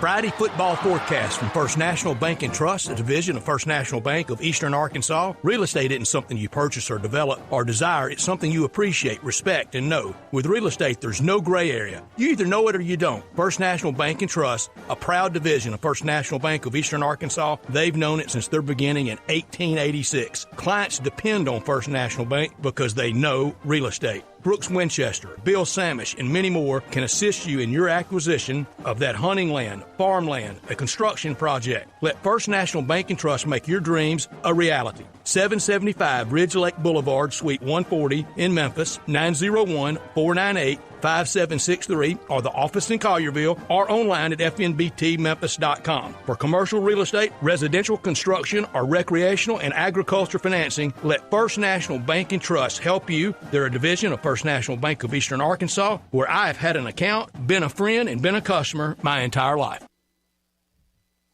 6 bowl games tomorrow, and we'll pick the game early on Monday afternoon before we come on at 3 o'clock. Nothing says the bowl season like the first bowl game tomorrow at historic Fenway Park. The Green Monster and everything for the Wasabi Fenway Bowl at Fenway Park starts at 10 o'clock tomorrow morning. It's Louisville -1.5 over Cincinnati. Fenway Park was the home to the Patriots from 1963 to 1968 in the old AFL. Cincinnati and Louisville, no strangers to each other. In fact, the Louisville coach is getting ready to be the Cincinnati coach, but Scott Satterfield will be on neither sideline tomorrow. Cincinnati leads the all-time series 30-22-1. They last played in 2013 with U of L winning that game. They first played in 1929. They've never played in a bowl game. In fact, they've never met anywhere but in Cincinnati and Louisville. Tomorrow will be the Fenway Bowl. Cincinnati all-time 10-11 in bowl games. Louisville all-time 11-12-1. Give me Cincinnati plus the 1.5. We are all locked in at 1-1, by the way, because 18-12. Troy Yes, just we won are. the Cure Bowl by, so I'm not going 42-0. So that's rough stuff. By the way, Wasabi, I'm assuming that this bowl is not brought to you by Wasabi, the substance. No, it's a company. Do we know what it does? I think it's IT. Okay, that makes more sense. It's not brought to you by the stuff you put on your sushi. Well, you guys don't put on your sushi because you don't eat sushi. But I'm gonna do this stuff like that, do we, Brian? No, not at all. I'm gonna do this. We eat real food like real cheese. You know, it's just your palates. One day we're just gonna get those palates. They're gonna be more mature one of these days. Never. But I'm gonna peanut butter and jelly sandwiches over wasabi. Love me a PB&J. I'm gonna take. And by the way, never had a PB&J because I'm allergic to peanuts. Oh, that's right. That's so okay, you guys take it easy. I feel I'm uncomfortable with this line of talking. Now, I'm going to take Cincinnati. Scared? Peanut butter. You gonna break into hives just talking about it? I'm going to take Cincinnati plus the 1.5 as well. Malik Cunningham not going for Louisville. Down to a backup quarterback. I like my chances here with Cincinnati, even though they're without a coach. Both Do teams we without a dare coach, so. go there tomorrow with a group lock, Brian? You know, here's the thing. You make a coaching switch and you send a coach to a team that you're going to play in a bowl game. And there's going to be a lot of people that say, hey, you know, in all terms of being fair, let's not get in there. Let's not give any secrets. I say, Scott Satterfield, if you do not give any secrets to Cincinnati about this game, shame on you. Give me Cincinnati. He's giving all their secrets. Group lock on Cincinnati, getting the 1.5. Next game, 1:30 on Saturday, tomorrow afternoon, SRS Distribution Las Vegas Bowl. Boy, that's a mouthful. That game is on ESPN, as most all of the games are, either on ESPN or ABC. Oregon State minus 10.5 over Florida. They've never met. First time for Florida to ever play football in the state of Nevada. Florida all-time 24-23 in bowl games. Oregon State, their 19th bowl. They go into this game 11-7. First time for them to play in a bowl game against an SEC team. Bryant. Best conference east of the Mississippi, Pac-12. I know I love my Big Ten, but I got to go Pac-12 for college football. Give me Oregon State. Ooh. No, I'm sorry, Gabe. west of the Mississippi. Yeah, I was going to say, it's not east. I'm sorry, my lefts and rights, my east and west is tough. So you said 10.5 is what we're playing it off of? 10.5. Okay, if it was 8.5, I'd think differently, but I'm going to go Florida. Give me Florida plus 10.5.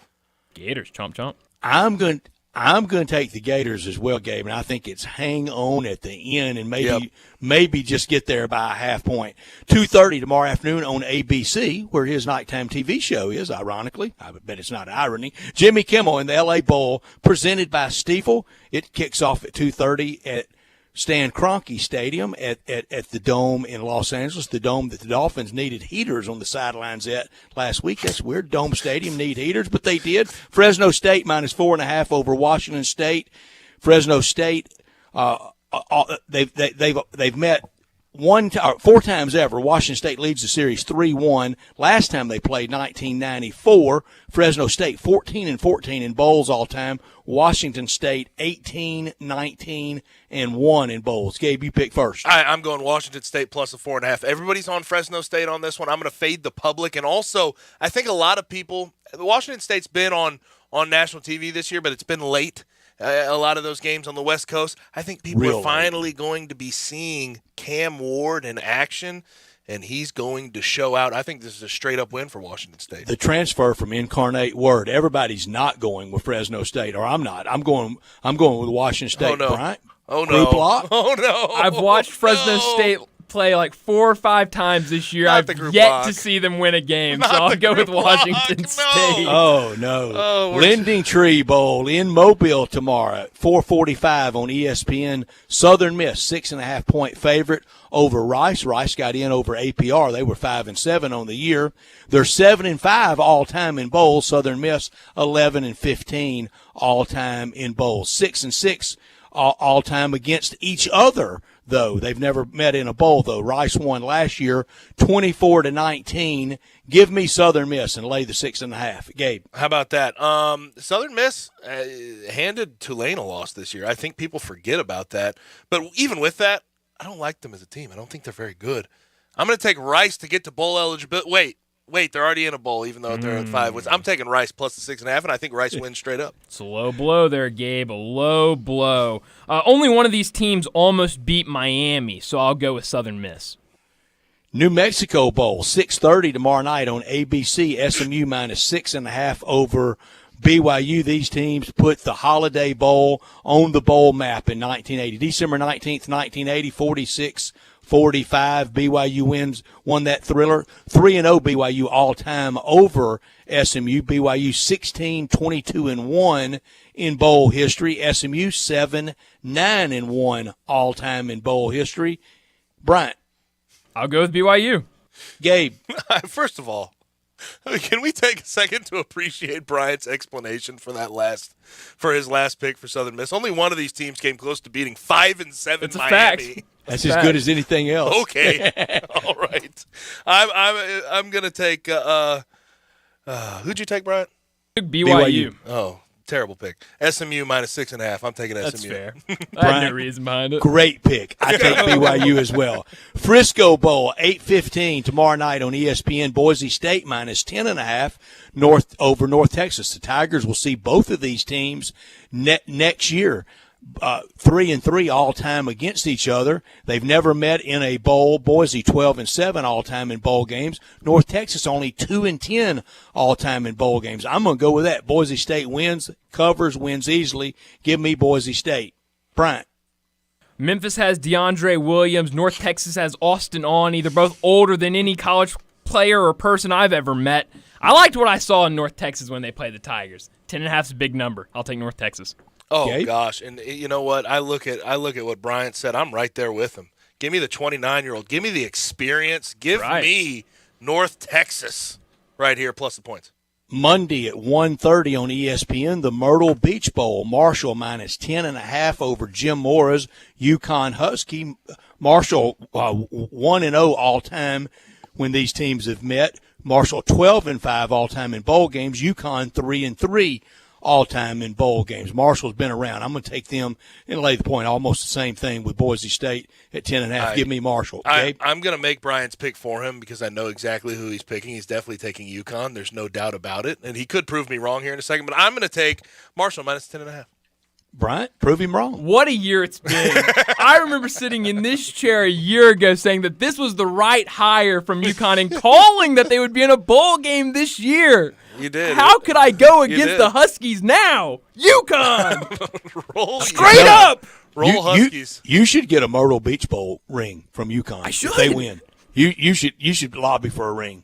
You really should. NFL, we got great games tomorrow, all day Sunday. We'll pick Monday night's game on Monday at 5:30. We're going to do our Monday night football pick and preview. That's between the Packers and the Rams. But tomorrow night, 7:15, NFL Network, Buffalo minus 7.5 over the Dolphins. We know how cold it's going to be. Miami leads the all-time series 61-54-1, but Buffalo leads when they meet in the playoffs 3-1. They first played September 18th, 1966. The Dolphins were an expansion franchise then. They had George Wilson at quarterback. He never was on a national running, never was a running mate for the vice presidency. But the other side was Jack Kemp, quarterback for Buffalo that day for the Bills. None of that has anything to do with the game tomorrow night. Give me Miami. In frigid temperatures? Yes. Against the grain. Brett, this is what's going to happen. I'm going to be watching this game when it kicks off. Night game, 7:15. And what's going to inevitably happen is all the Dolphins players are going to run onto the field, and they're going to run to their nearest heater. That is absolutely what's going to happen. And if you know anything about football, that's the kiss of death for a football team. It sure in is. wintertime sort of matchups, they're going to run straight to the heater. Buffalo knows how to play in this cold weather. Give me Buffalo running away. I was in Fayetteville a month ago and saw it, and you're right. Bryant? Well, I will not be watching it tomorrow night because I don't have NFL Network, but I'll be listening to it right here on Sports 56 98.5 FM. Good plug. Boy. And I'm sure they'll be painting the beautiful picture of how snowy it is in Buffalo. So I'll take the Bills. There you go. Very good. Right? Yes. Say right there with you, Bryant, with your NFL lock and shock. For my lock, how could I not pick Dallas Easy. minus 4.5? And then for my shock, I'll stay in the same division. Give me the Giants plus 5.5. Gabe? This depresses me because I didn't take the Cowboys this week. I didn't do it. I didn't bring myself to do it. Now, I am going to go against the grain on another pick. Give me the Browns minus 3.5 versus the Ravens. Tyler Huntley just clearing concussion protocol. I think the Browns are finally about to hit stride here with Deshaun Watson. I think they win this game by a score or more. And then my shock, give me the Tampa Bay Buccaneers. Oh, man, TB12. With the straight-up upset of the Bengals. The Bengals are riding high. They're feeling good about themselves. And Tom Brady, he's not feeling so good about himself. The Bucs aren't feeling good about themselves right now. They've had some injuries. They're going to get some guys back. I think they go in and they handle business and beat the Bengals straight up, make them very uncomfortable.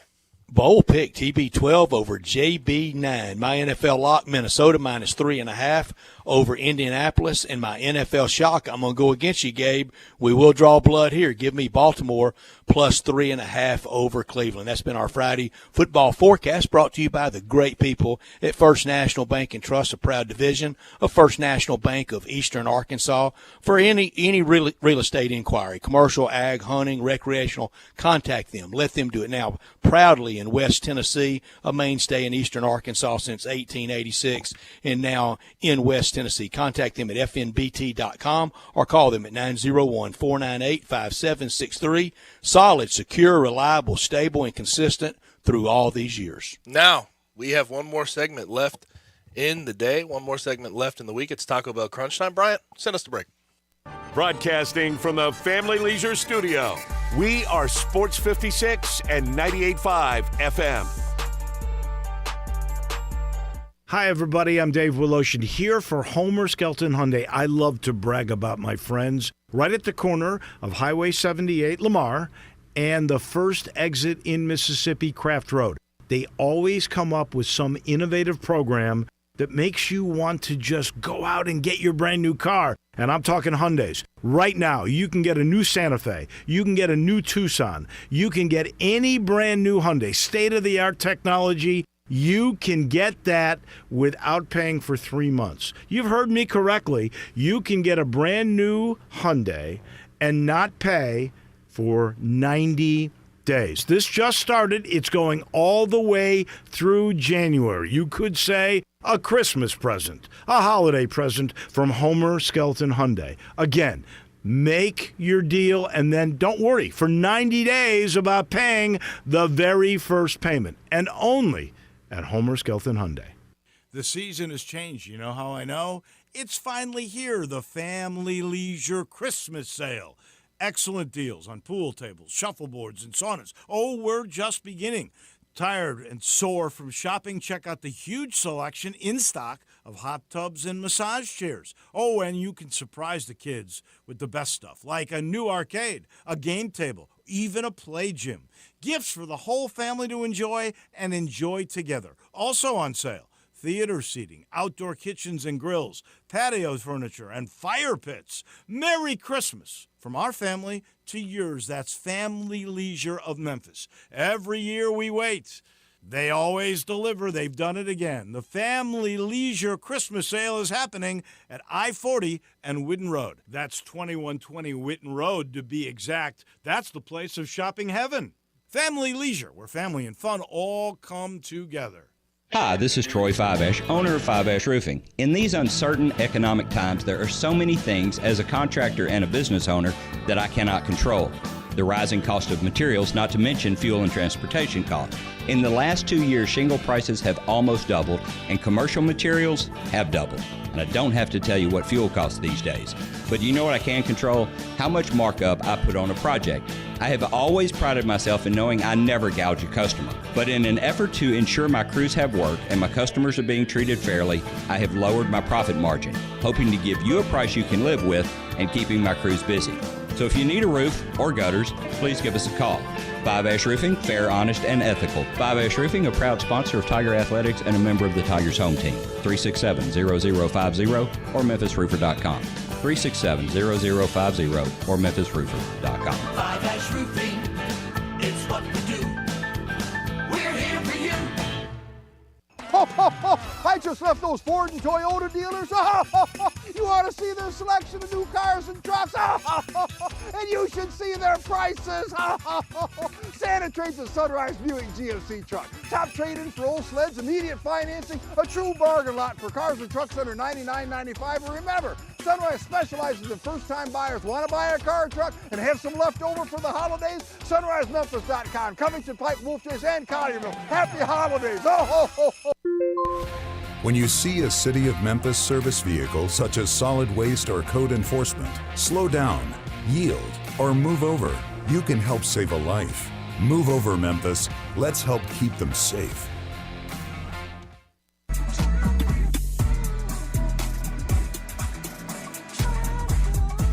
Now, back to Sports Time on Sports 56 and 98.5 FM. This hour is brought to you by DeSoto Auto Sales. This is a damn fine automobile, if you want my honest opinion. Here once again are Gabe Kuhn and Brett Norsworthy. There's a set going strong, a lot of things going on.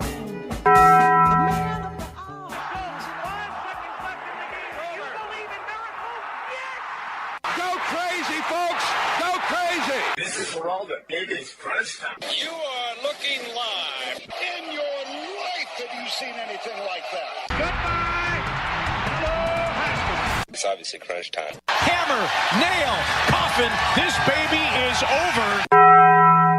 The double steak grilled cheese burrito, so good. Double the steak with nacho cheese sauce, seasoned rice, red strips, sour cream, and the 3-cheese blend wrapped inside a warm flour tortilla with even more 3-cheese blend grilled on the top. The double steak grilled cheese burrito, it hits the spot now at Taco Bell. And at Taco Bell, when they say they are feeding people's lives with unexpected good, they mean it. Bowl food you can't get anywhere else. Brett, what I learned today is that the Grizzlies put the rest of the NBA on notice last night. They're at 19-9. They're at the top of the Western Conference, and they just come off a 41-point win. They led by 50 at a point in the game against the second-best team in the league, the Milwaukee Bucks, at full strength. They don't even have Desmond Bane yet back. The Grizzlies don't. And to see what they did, had fun along the way, did the wave in the fourth quarter with the fans, and then talk some trash after the game. Dylan Brooks saying Chris Middleton doesn't like physicality. Fun to see this team has swagger. This team wins ball games, and they do it minus some big players that play big roles, and they've dealt with injuries all year, and yet still are in this spot at the top of the Western Conference. Woo, it's going to be fun in 2023 at FedEx Forum, marching down to the playoffs. What I learned today, full day of bowls tomorrow from 10 a.m. at Fenway Park, Cincinnati and Louisville, to the conclusion of the Frisco Bowl, North Texas versus Boise, two old opponents of the Tigers in Cincinnati and Louisville, and two new opponents of the Tigers next year in North Texas and Boise State. Florida versus Oregon State in Vegas. The SEC badly wanted to get in on that Vegas Bowl. Doesn't feel like a great fit. We'll see. What I could have done without a couple of things. Very stinky, bad news. Out of Detroit, Cade Cunningham underwent season-ending surgery today to stabilize and promote healing of a left tibial stress fracture. That does not sound very encouraging. Hopefully he can make a full recovery, but a tibia fracture of a stress fracture nature, that's tough. Goes. That's really tough. Sounds like Sam Bowie. And that's a really talented guy, too, in Cade Cunningham. Hopefully he can make a full recovery. Also, Jerry Jones talking about OBJ again joining the Cowboys, saying Odell's going to join us at some point. At this point, do it or don't. I'm tired of hearing about it. Love it. Sign him if you want to sign him. Getting ready for the but playoffs. Stop all of the dramatics and the theatrics. It's getting annoying. I think Jerry Jones loves Odell almost as much as he loved Johnny Manziel. Could have done without only one game left this season for the Grizzlies against Boston and Milwaukee. They'll be at Boston on Super Bowl Sunday, February 12th, a national TV game that day. And the next to last game of the regular season will be the next time they play Milwaukee on Friday, April 7th. That could be some different combos out there. What I'm saying is, won't see either one of them again at FedEx Forum this year unless it's in the NBA Finals. Ooh, how about that?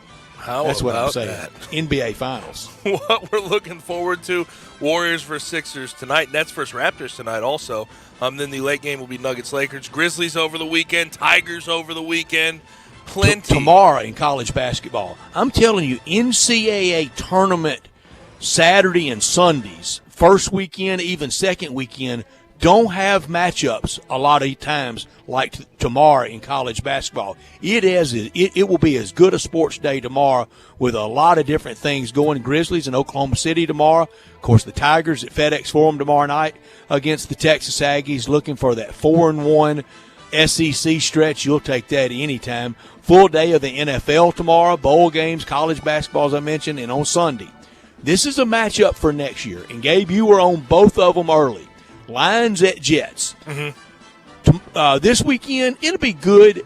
Next year, I don't know if they even play, but they're next year's teams, those two teams, and the cold weather games. We love looking at those people freezing to death in that snow, don't we? Yeah. We love watching that, don't we? And then we got the third place game tomorrow in the World Cup, the Dutch versus the Moroccans. Go Morocco. Go Morocco, Brett. Dak versus Trevor Lawrence on Sunday. Who do you have?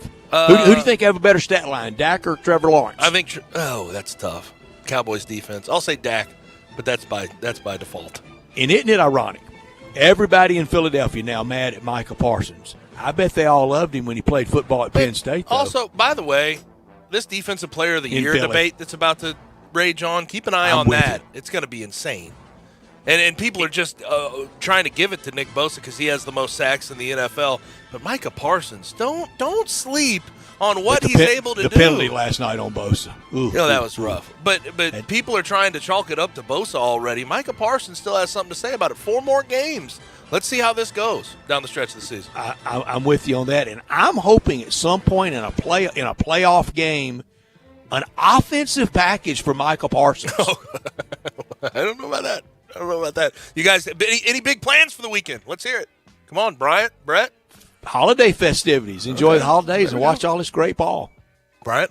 Nope. Slow time of year for me. I love it. I have a ugly sweater party to attend tonight. Fun. Yeah. Do you have one? I don't have an ugly sweater. Why not? I'll have to figure it out. Might have to borrow one. Why not? I don't know. Yeah, why not? For most of the people at the party will be Tiger loyalists. Walk in with a Tennessee sweater on. That is ugly. It is ugly. It will be at that party. That's all we have for today and the week. Thanks for joining us. Thanks to all of our wonderful guests today, Alan Bell, Bruce Marshall, Ty Richardson, and Jason Munch for their contributions to the program. For Bryant, for Brett, I'm Gabe. Be easy, stay safe. Have a good weekend. We'll talk to you Monday.